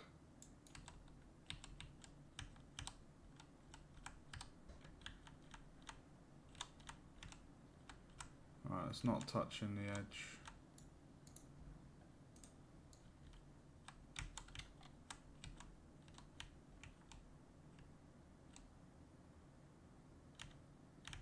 Yeah, that looks good to me.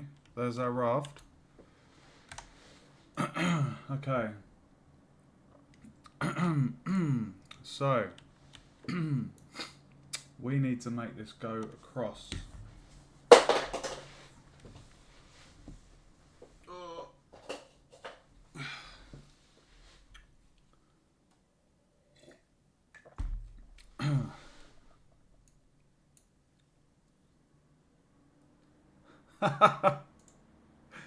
The moment I click off of the game engine, my computer's fans aren't going. The moment I click on it, my fan's going. That water is creating a hell of a thing for my system. And I've got a bit of a beast as well, so that's quite interesting.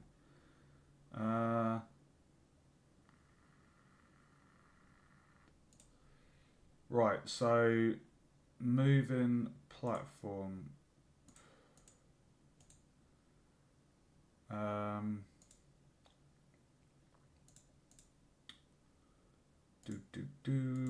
So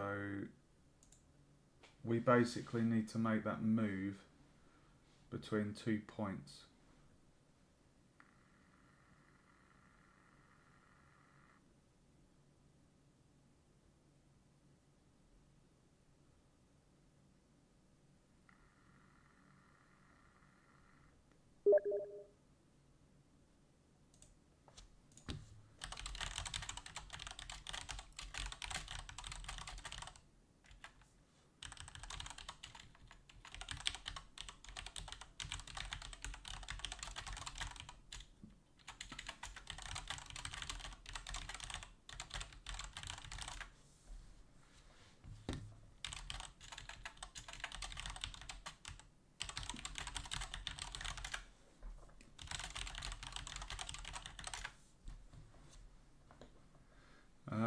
Right, so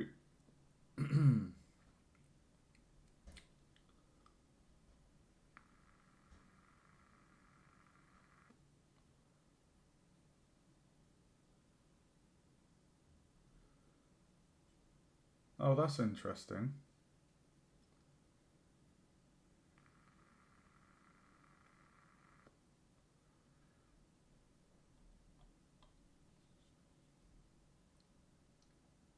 Alright, okay, the way this handout is teaching me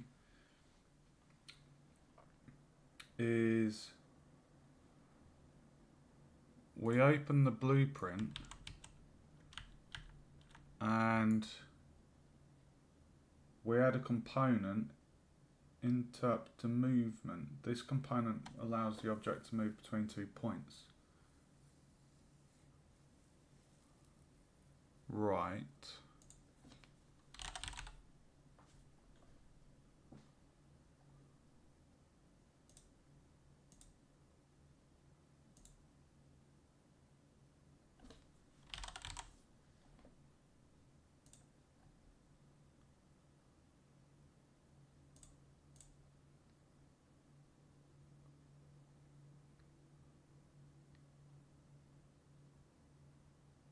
Okay. In the details, we'll first alter the duration.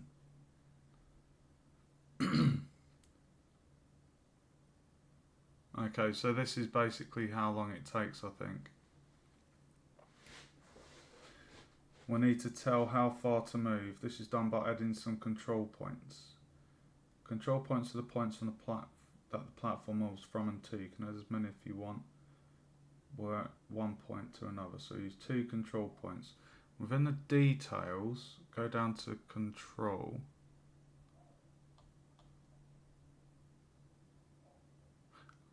Control points.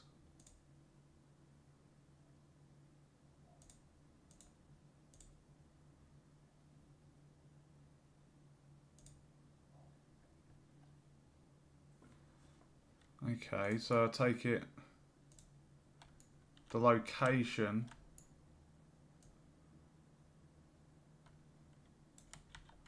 is the control point. So if I copy that location, and that is the X.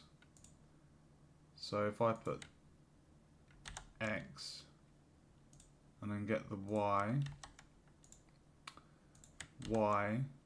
and then, oh, sorry, the Y and the Z,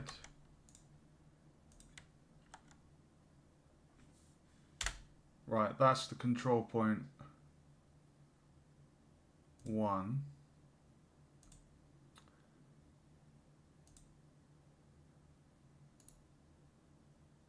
Okay. And then if I add another one, so what I want to do then, I'm basically going to copy these coordinates. I'm going to move it to where I want it to be, make a note of them, and then undo it.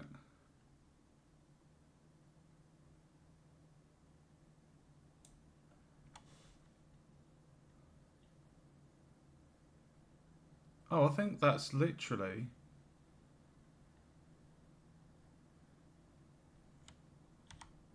It's only the Y that changed.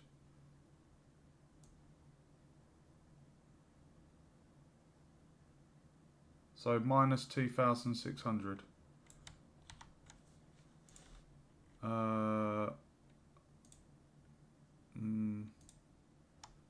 Minus 2,600. And then the X and the Y, no, the X and the Z remain the same. Compile, save, let's test it. Huh?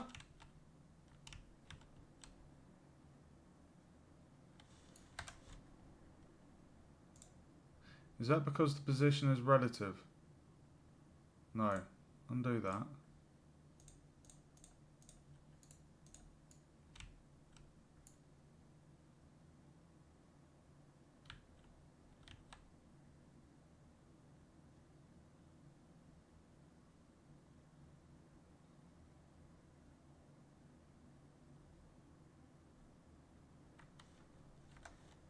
Right, maybe that was wrong.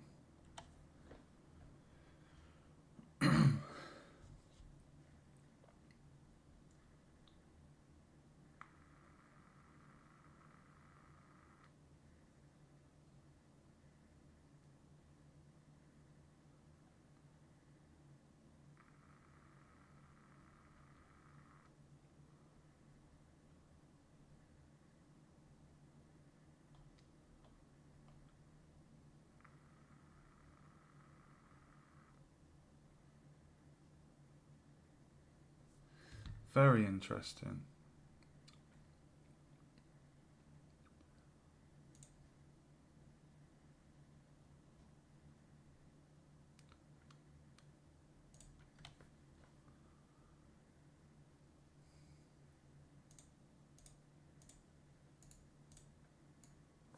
So that's not moving there.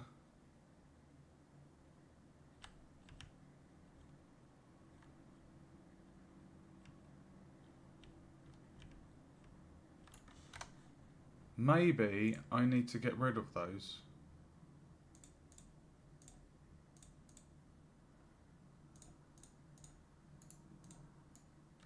Right, let's try something. Let's put...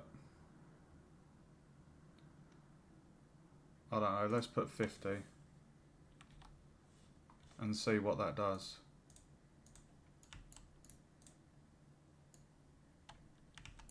Ah! Did you see that? It moved. Okay, so...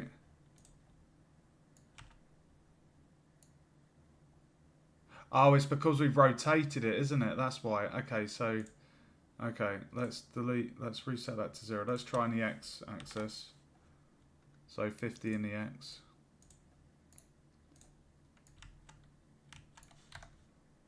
Okay, I'm gonna do...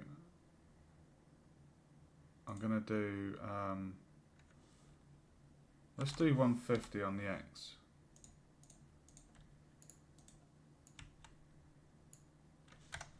That's not actually moving that far. Let's try 1000.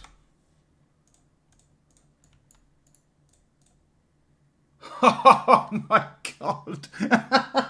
It moves so fast! Oh my god! It moves so fast, guys.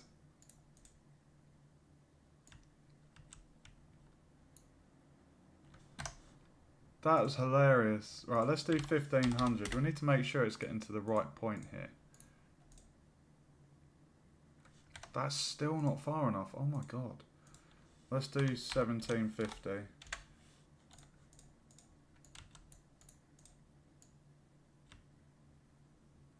Is that...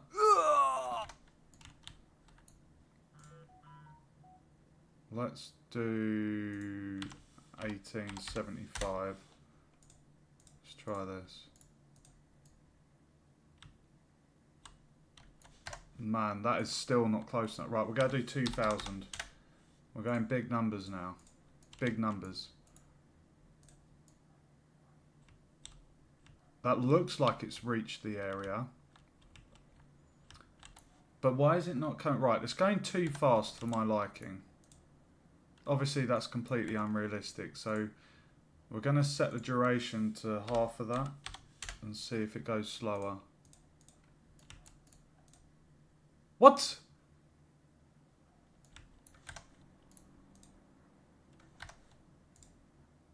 Okay, let's...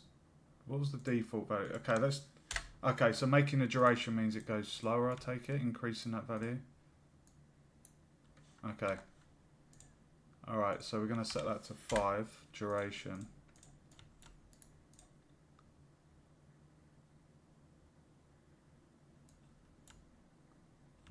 That's much better, isn't it?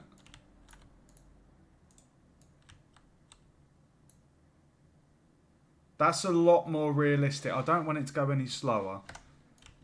I mean, we could put it to 6.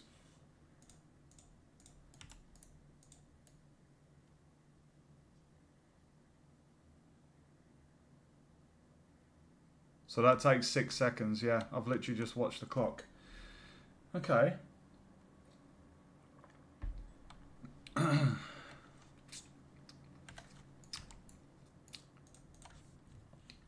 If I watch my in-game clock.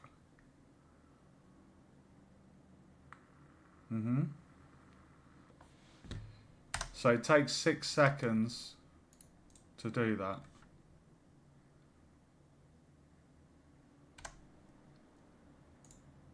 So it goes from this point to that point.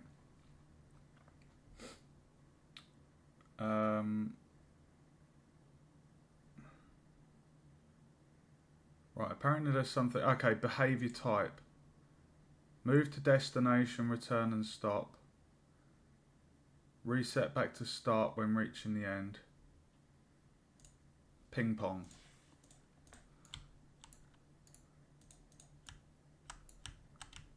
Okay. So it's going to come back. Oh, here we go.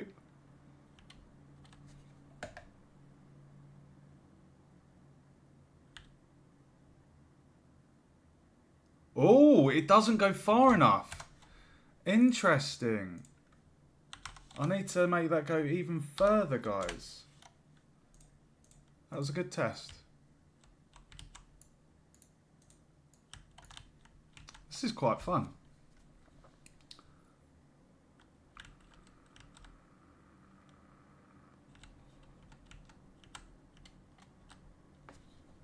Let's make sure that it reaches... Oh, it's still not close enough. God, we're having to really bump up the numbers here. I think it was actually 2000, going by the original. I'll tell you what I can do. I can do play from here and make sure it reaches instead of having to wait for it each time.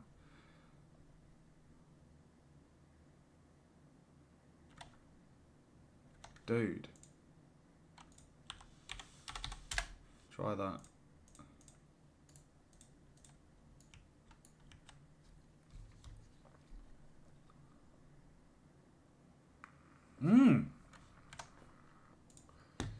I think we've hit gold. So I'm going to do 2450. And I'm going to make it slower. So I can make sure I'm watching the edge here. To make sure...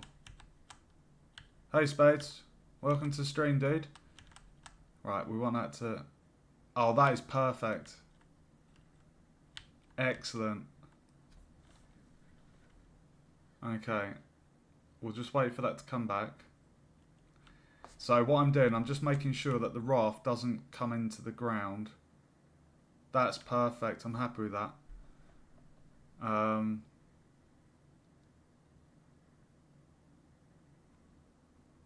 I just feel like the logs, it should be rotated the other way.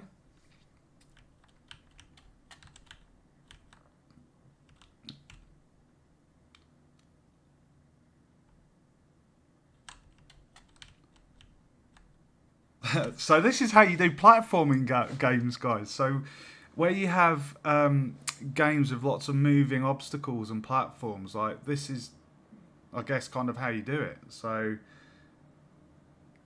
God, you could have a lot of fun making a platform game. There's so much potential. Like, it's so fun, game dev. I love it. All right, so I've got the thing moving. However, we only want it to move when the player enters the collision box. So I think what we're going to have to do is in here, move to destination and stop. Move to destination, return and stop. Reset back to start. Okay. So now what I need to do, I need to add a collision box onto this. So I'm going to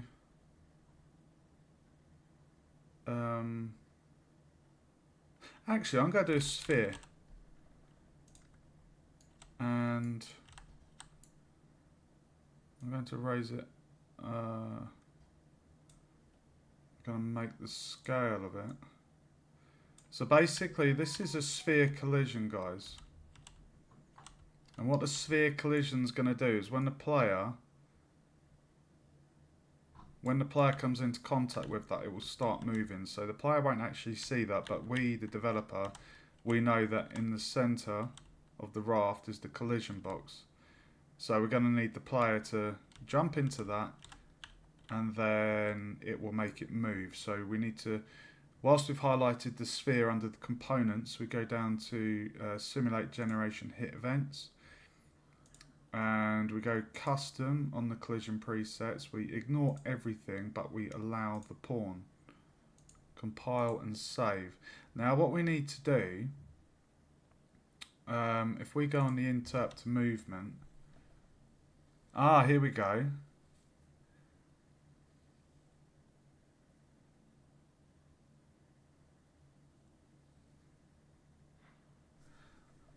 Called when interp impacts something and reverse is enabled.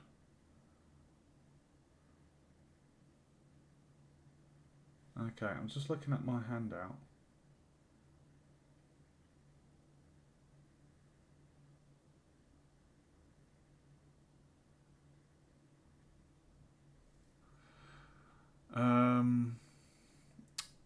Alright, so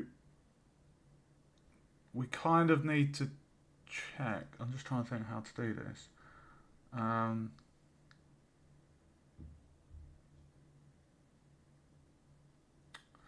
so move to destination and stop. Reset. Okay. Move to destination and stop. Cold when interp 2 impacts something. Cold when interp 2 has come to a stop.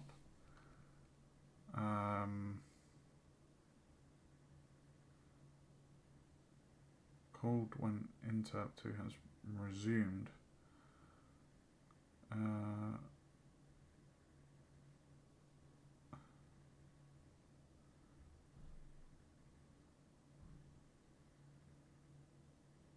Okay, right, I think I know what I need to do. I think we need to go on here in the event graph.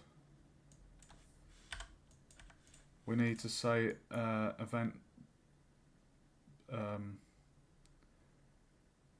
actor begin overlap.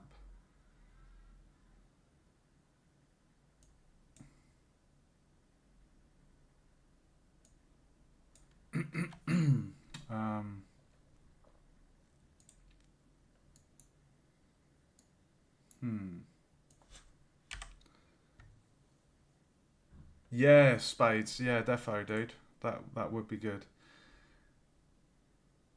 Cold impact something. Well, it's not going to be impacting anything.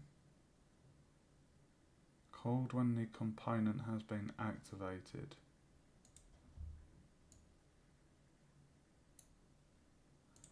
Okay, so I think what we need to do,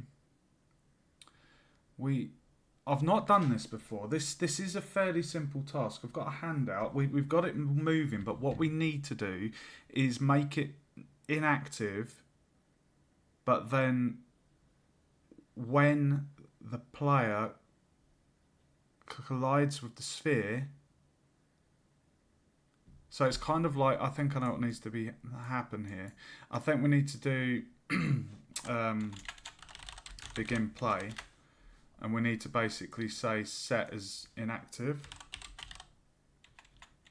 There we go. Components, set active. Sets whether the component is active or not.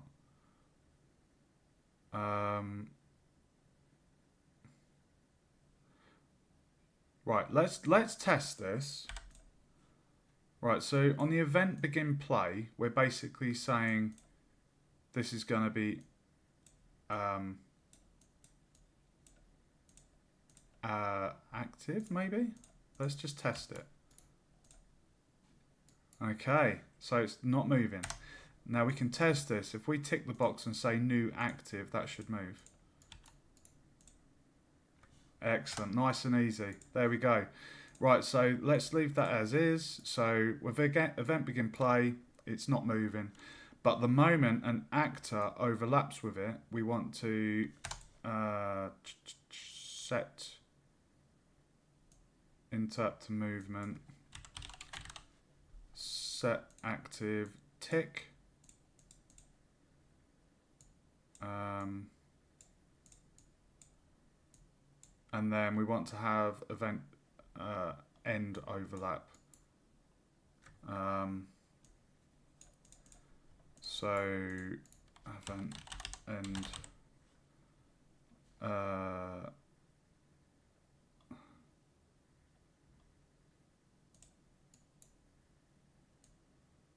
and right, so basically we're saying here at the start of the game it's not moving.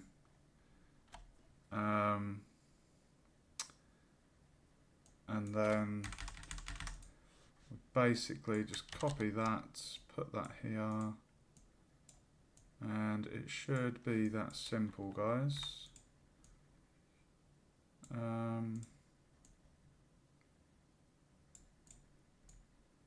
Sorry, I like my blueprints to be nice and tidy. It should be that simple. let's give it a go and see if it works.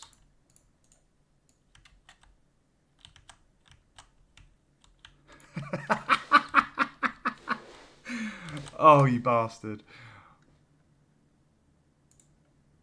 Event begin overlap. Okay, right. We're going to have to get this. There we go. Right, okay. That's why. Because this is applying to the whole raft. We want to highlight sphere. Scroll down on the details. On component, begin overlap. No, we want to do a collision.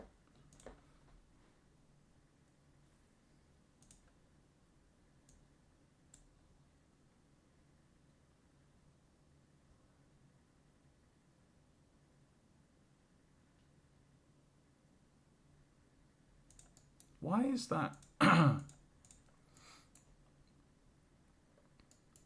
Actor begin overlap, yeah. Is it because the cube's too... Ah! That should be working.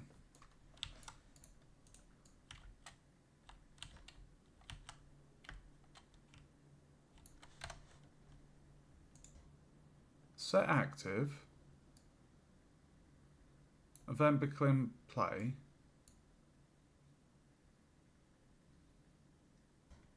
Oh, sorry. I need to specify the other actor. That's why. Other actor, player,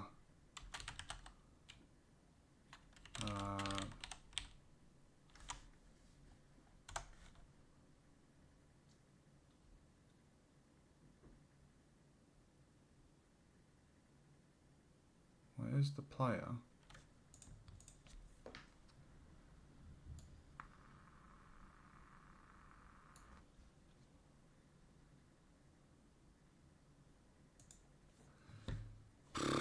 I'm gonna add a reference here. I'm just gonna call it player character. And then we'll put in first person character object reference. No. Can't plug that in, okay. I have enabled the sphere. Allow pawn. Simulate hits.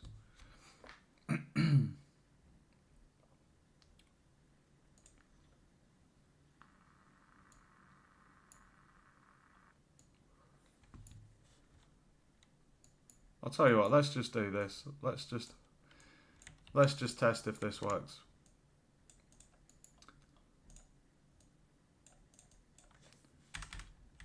I shouldn't have to specify. I don't think I should have to specify.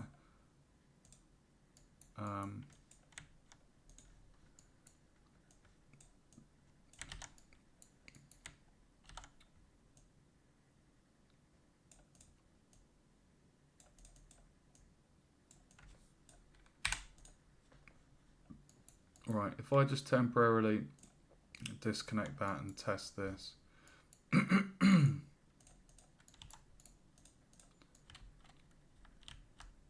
Oh, dude, you are being a bastard. Maybe I need to... Is it because that's a child? The sphere is a child. Maybe that's why.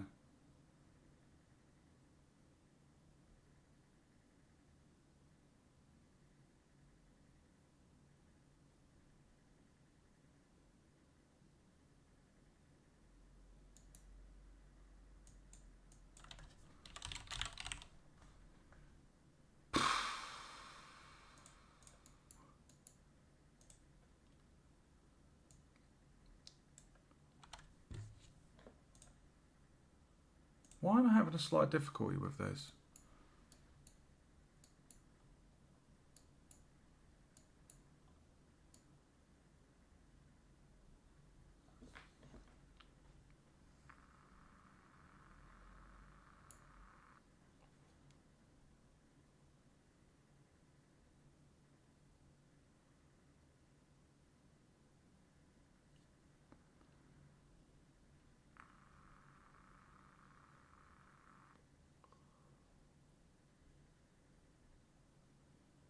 Maybe that's why.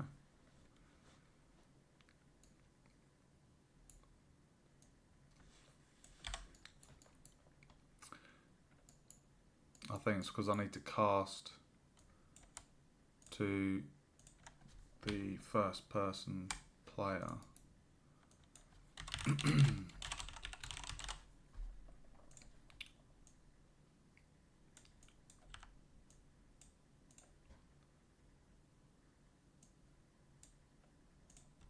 Test it.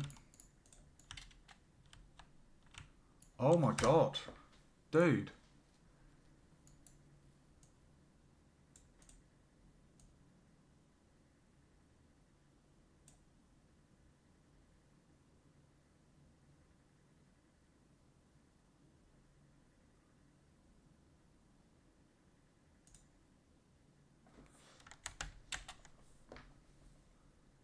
One second.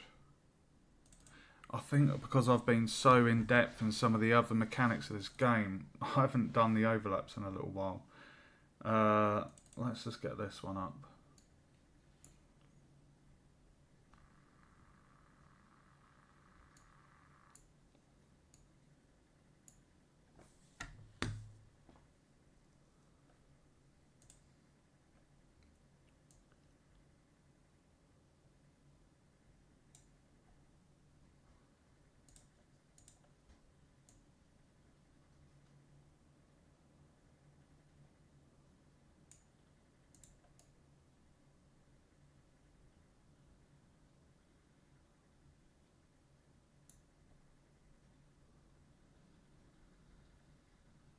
Yeah, I don't even need to mention anything, so why is that not moving?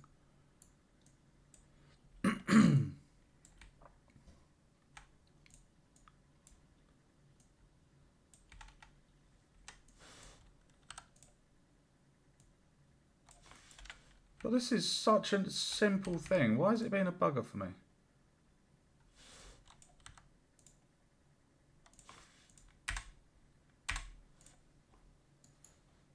Event begin play, set active. The event there's an overlap. Set interp to active.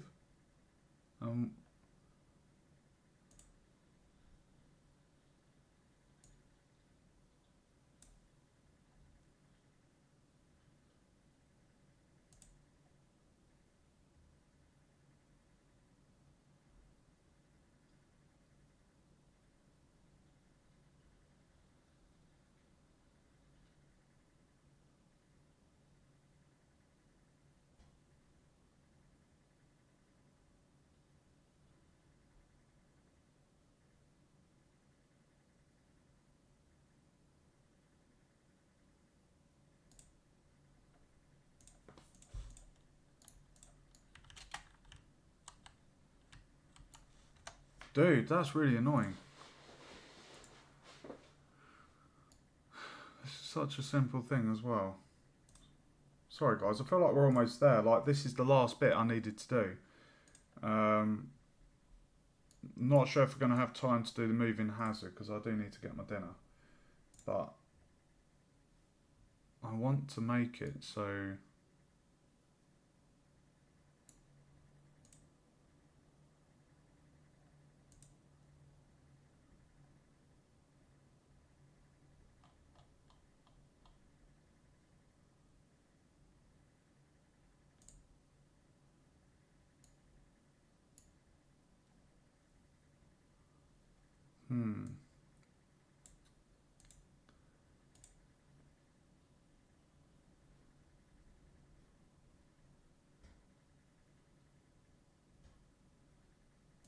Maybe I need to make it bigger. Maybe that's why. Let's see.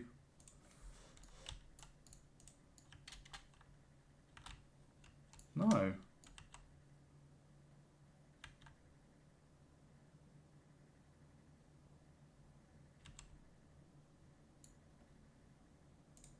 If I unplug that,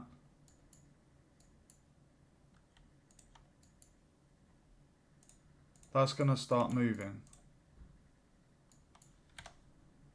Why is this struggling to...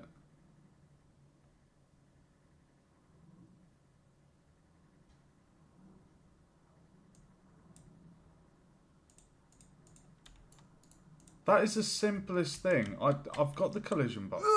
Whoops.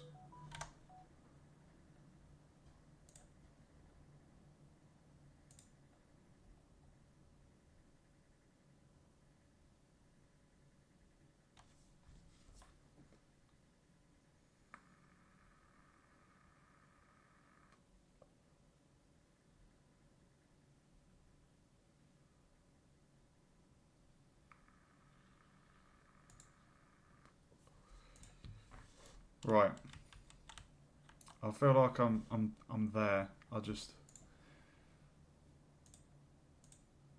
We have the sphere collision, simulate the hits. Yes.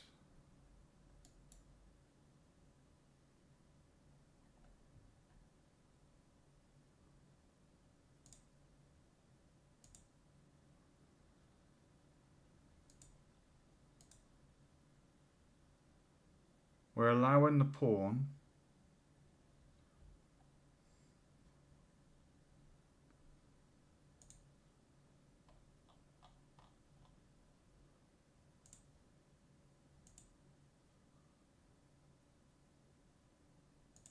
This makes no sense why this isn't...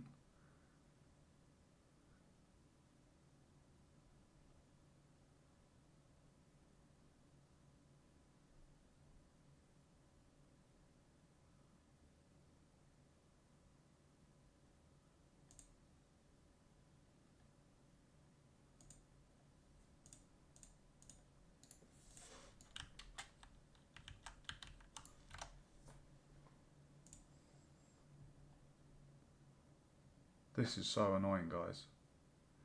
I'm going to get rid of that sphere. I'm going to put in a box collision and see...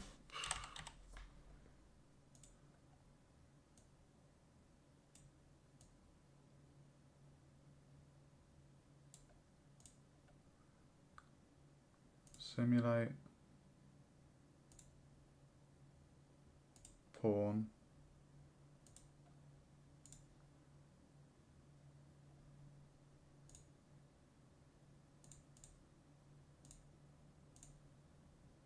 Pawn.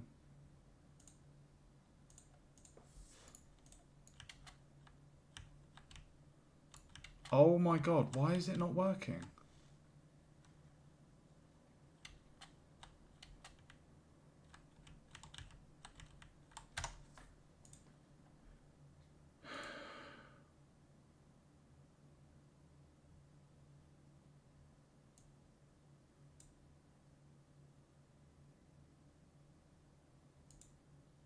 Let's just see if that makes a change.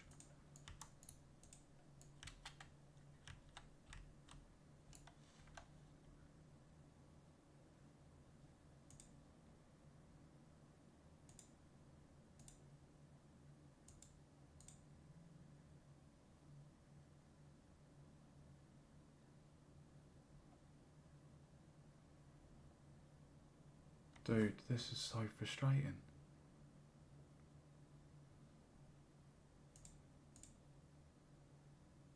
Begin overlap, set it active. End overlap.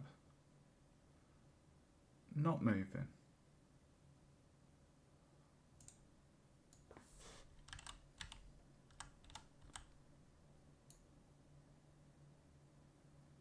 I'm going to make that box bigger. And just...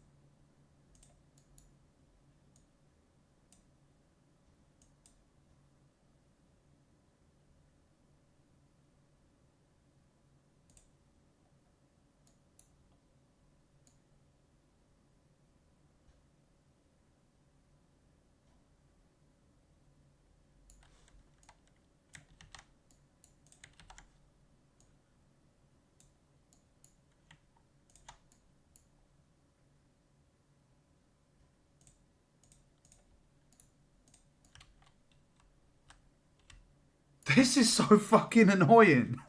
I've done so many collision boxes. Why is that not...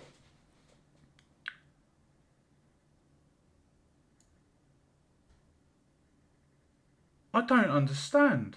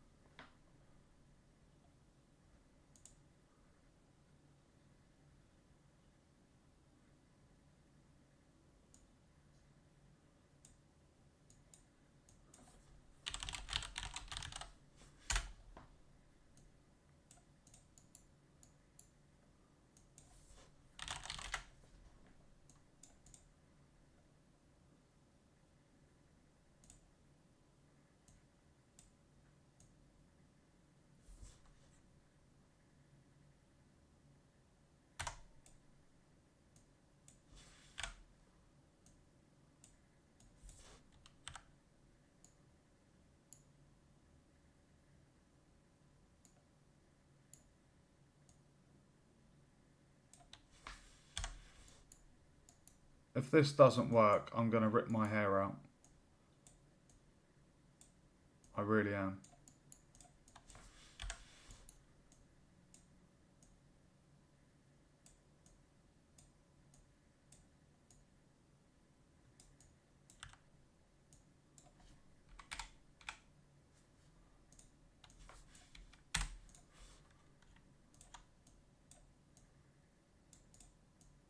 I'm going to rip my hair out, I swear to God. This is so annoying. Right, okay. Event begin overlap.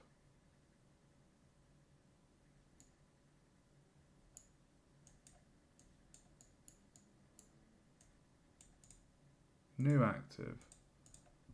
Right. When we overlap, we're going to check. Is it overlapping the player? If yes, set moving. You better work. Oh, man. Oh, dude. Dude.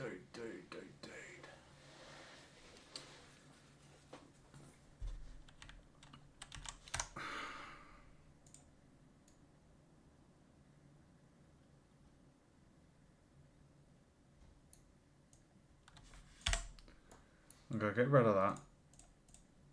I don't understand why this isn't working. I've got a simple collision box. Not moving. And if we click active at the start of play, it moves.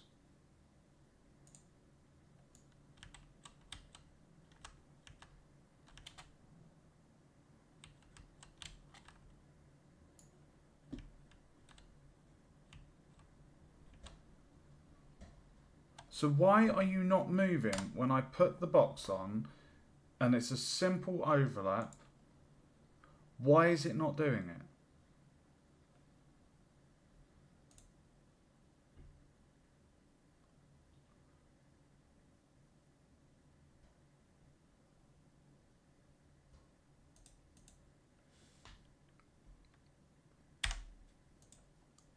I really am puzzled by this, guys. Really puzzled.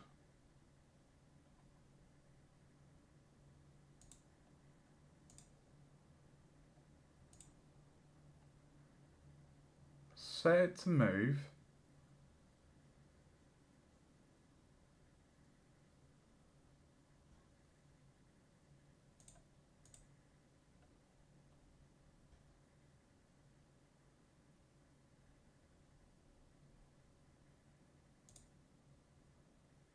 I just don't get it.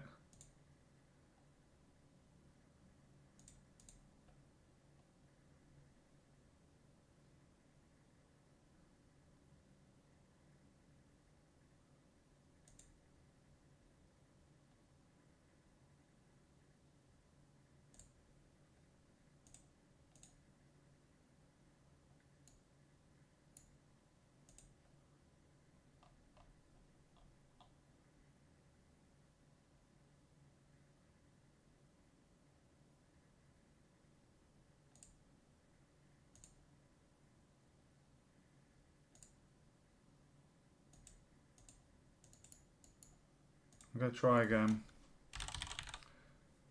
I'm going to try again.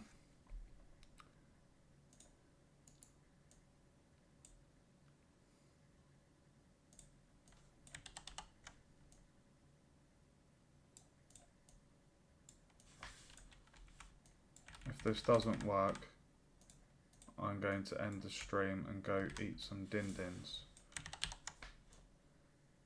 Oh, whoops.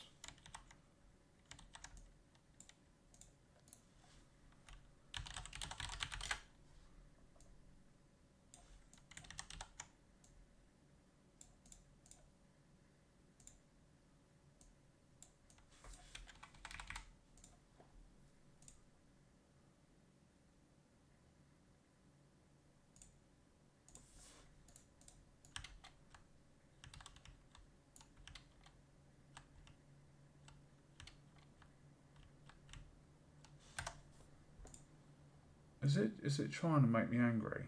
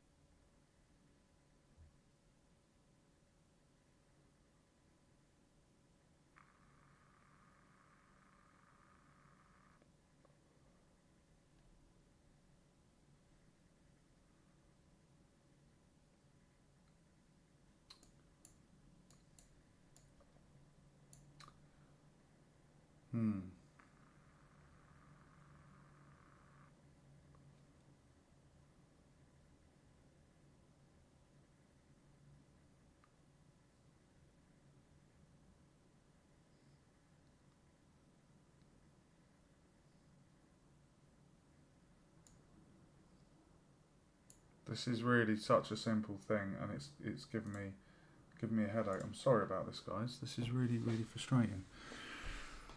I'm gonna have to play with this. I think I'm gonna call the stream now because I need to eat. But this is a very simple trigger. I've got many in my game, like many triggers, and there is no reason why that shouldn't be working. Box trigger, player enters it, it then sets it active. Like, that's just so goddamn annoying. But we've gone over what we've done this session so far. I've shown you guys the end screen, like winning the game with the high score and the best score. I've showed you how to create a water area, and we've made the raft. You've seen it functioning, just having a tad tiny problem with just getting the box collision to work. So basically when the player's on that, it will kind of, you know, do what it needs to do, and then yeah, get from A to B. So, actually, hold on.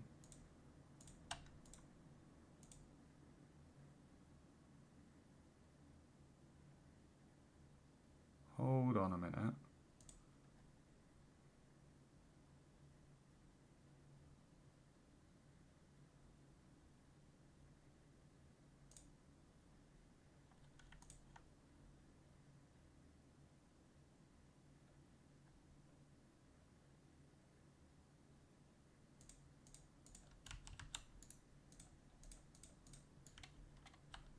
Oh!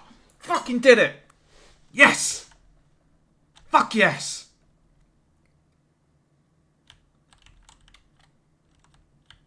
Fucking, I did it! I fucking did it! God damn it! Bastard. Oh, you bastard. Okay. I did it. It was the event begin play.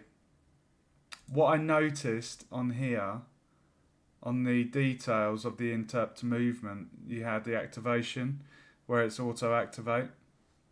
So if I get rid of that, I kind of don't want the player to be able to go back and forth. I mean, if I just show you quickly. I knew it was something so simple. Hold on, why is that not doing it now? Are you joking?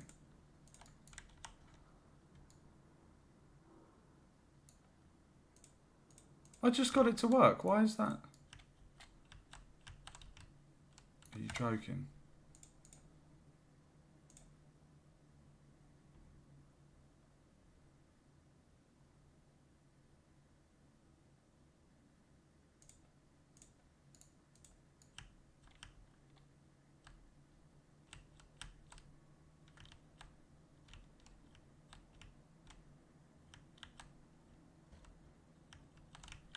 Okay, that's interesting.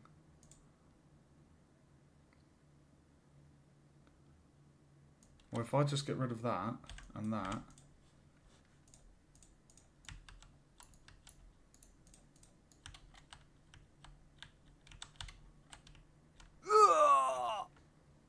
I did it, guys.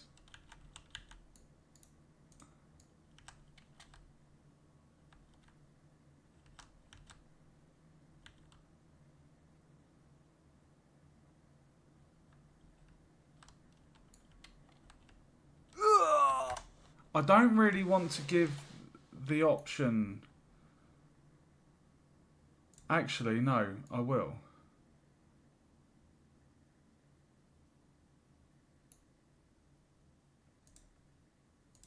I want it to interp. I want it to move to destination and stop. Vector set active.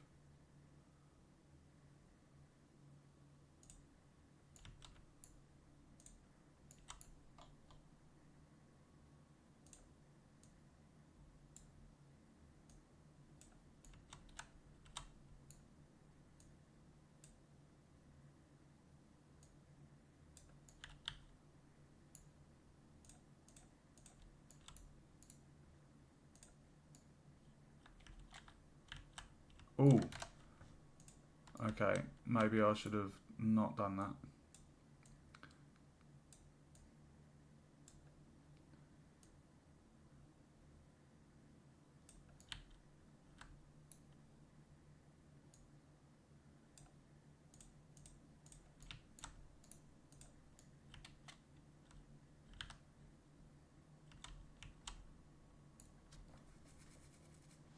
You kind of want it to... I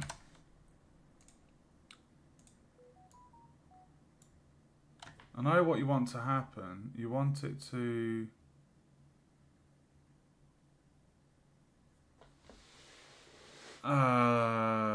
what's it called? The switch, flip-flop.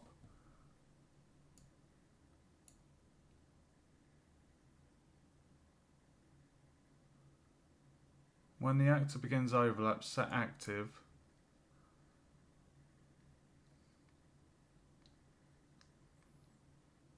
And the active, what it does is it just moves.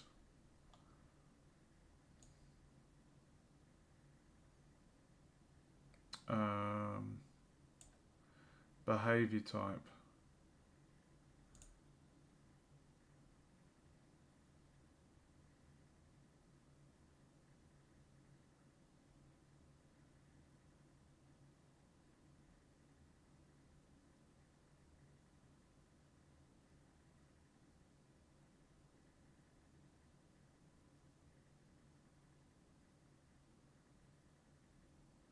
It's kind of like you want to check,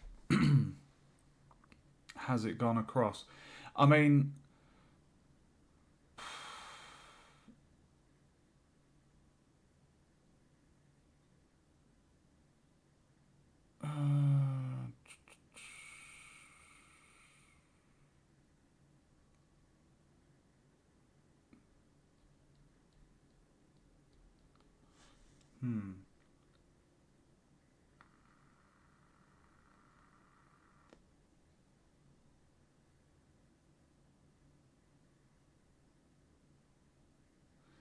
Move to destination and stop. So then you kind of want it to reverse, don't you?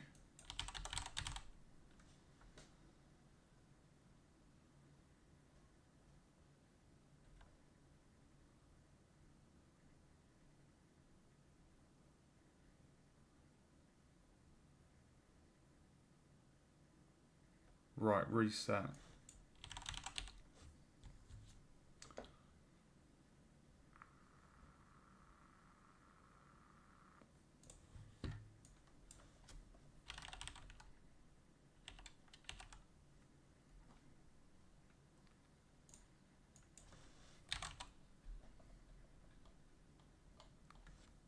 Hmm.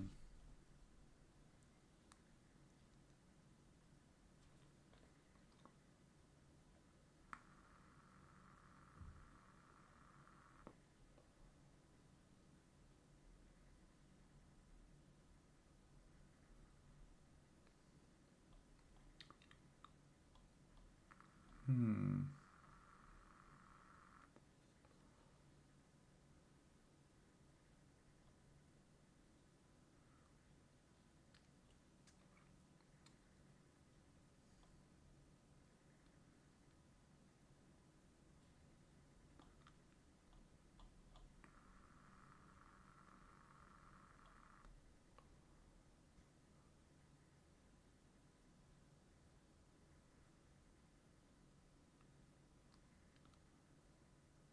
Oh my god.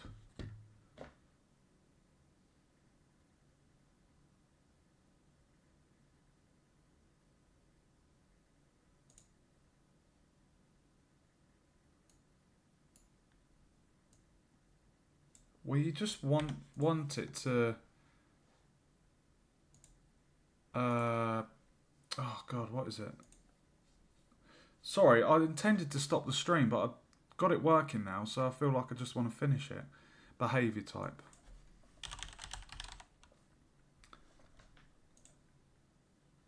There we go.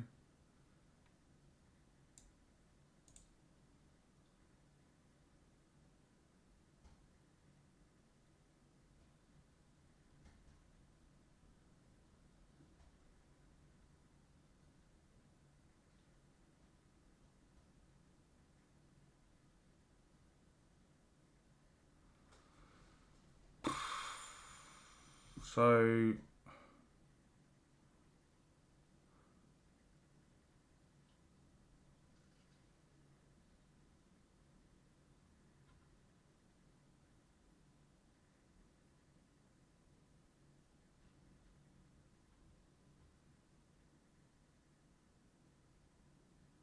it's kind of like you want it to get to a point and stop, which is the one shot. Then you need to kind of play it back in reverse.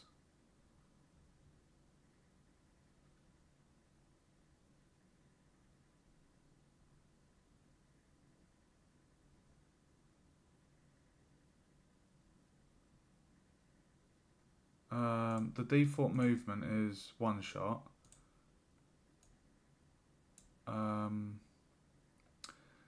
So we set it active, it gets to the end, it stops.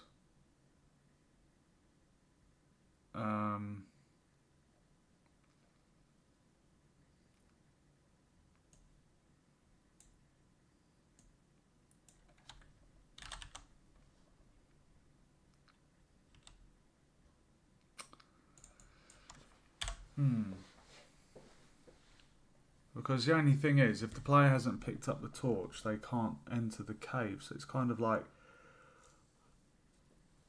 you want the player to be able to. Can you set like move to point A and B? Because on the interp, we have the control points. So can we do something to do with the control points, like move to control point?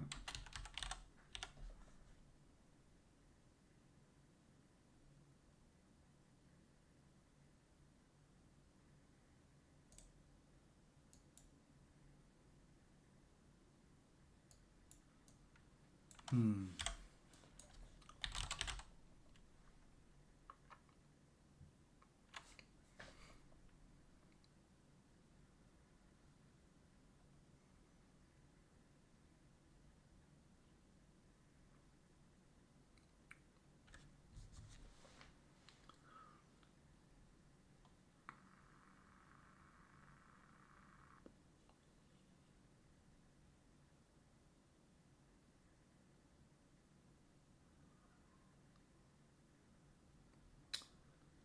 Okay, I think I've got it. If I set the ping pong.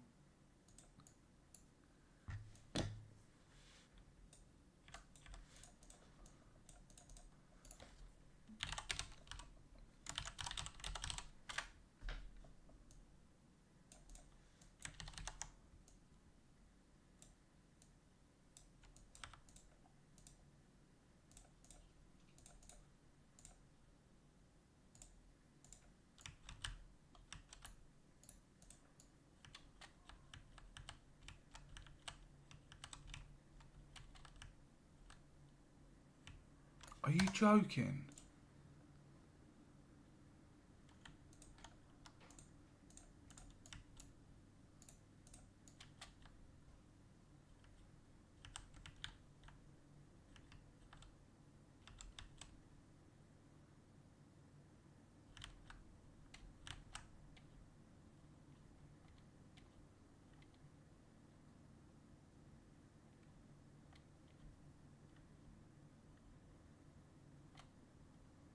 That's really weird.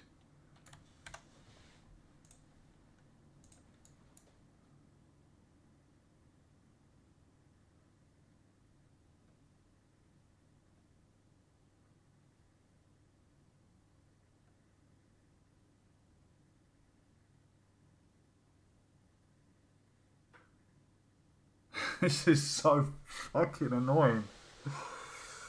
Oh. It's like you want to... Can you reset?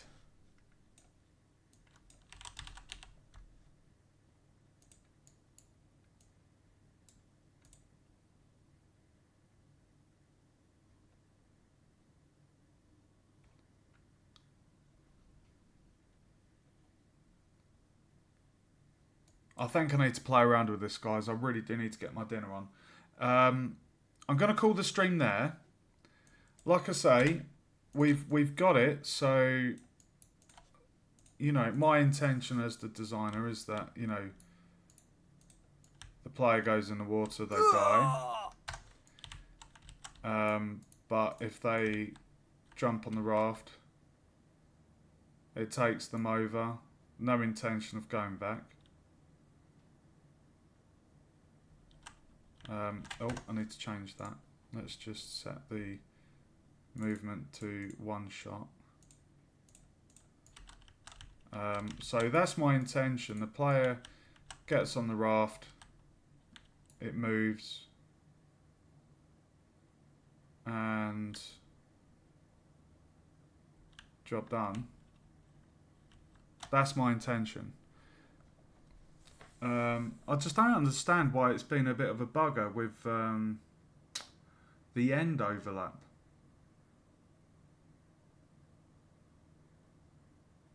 I really don't understand that.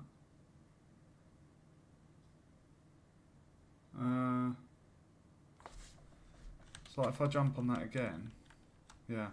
I'll play around with that off stream, guys. But that is today's stream. We've done. I've shown you the high score feature with the best time and best score. I've showed you how to put in a water element and create a collision box so it kills the player, basically if they drown.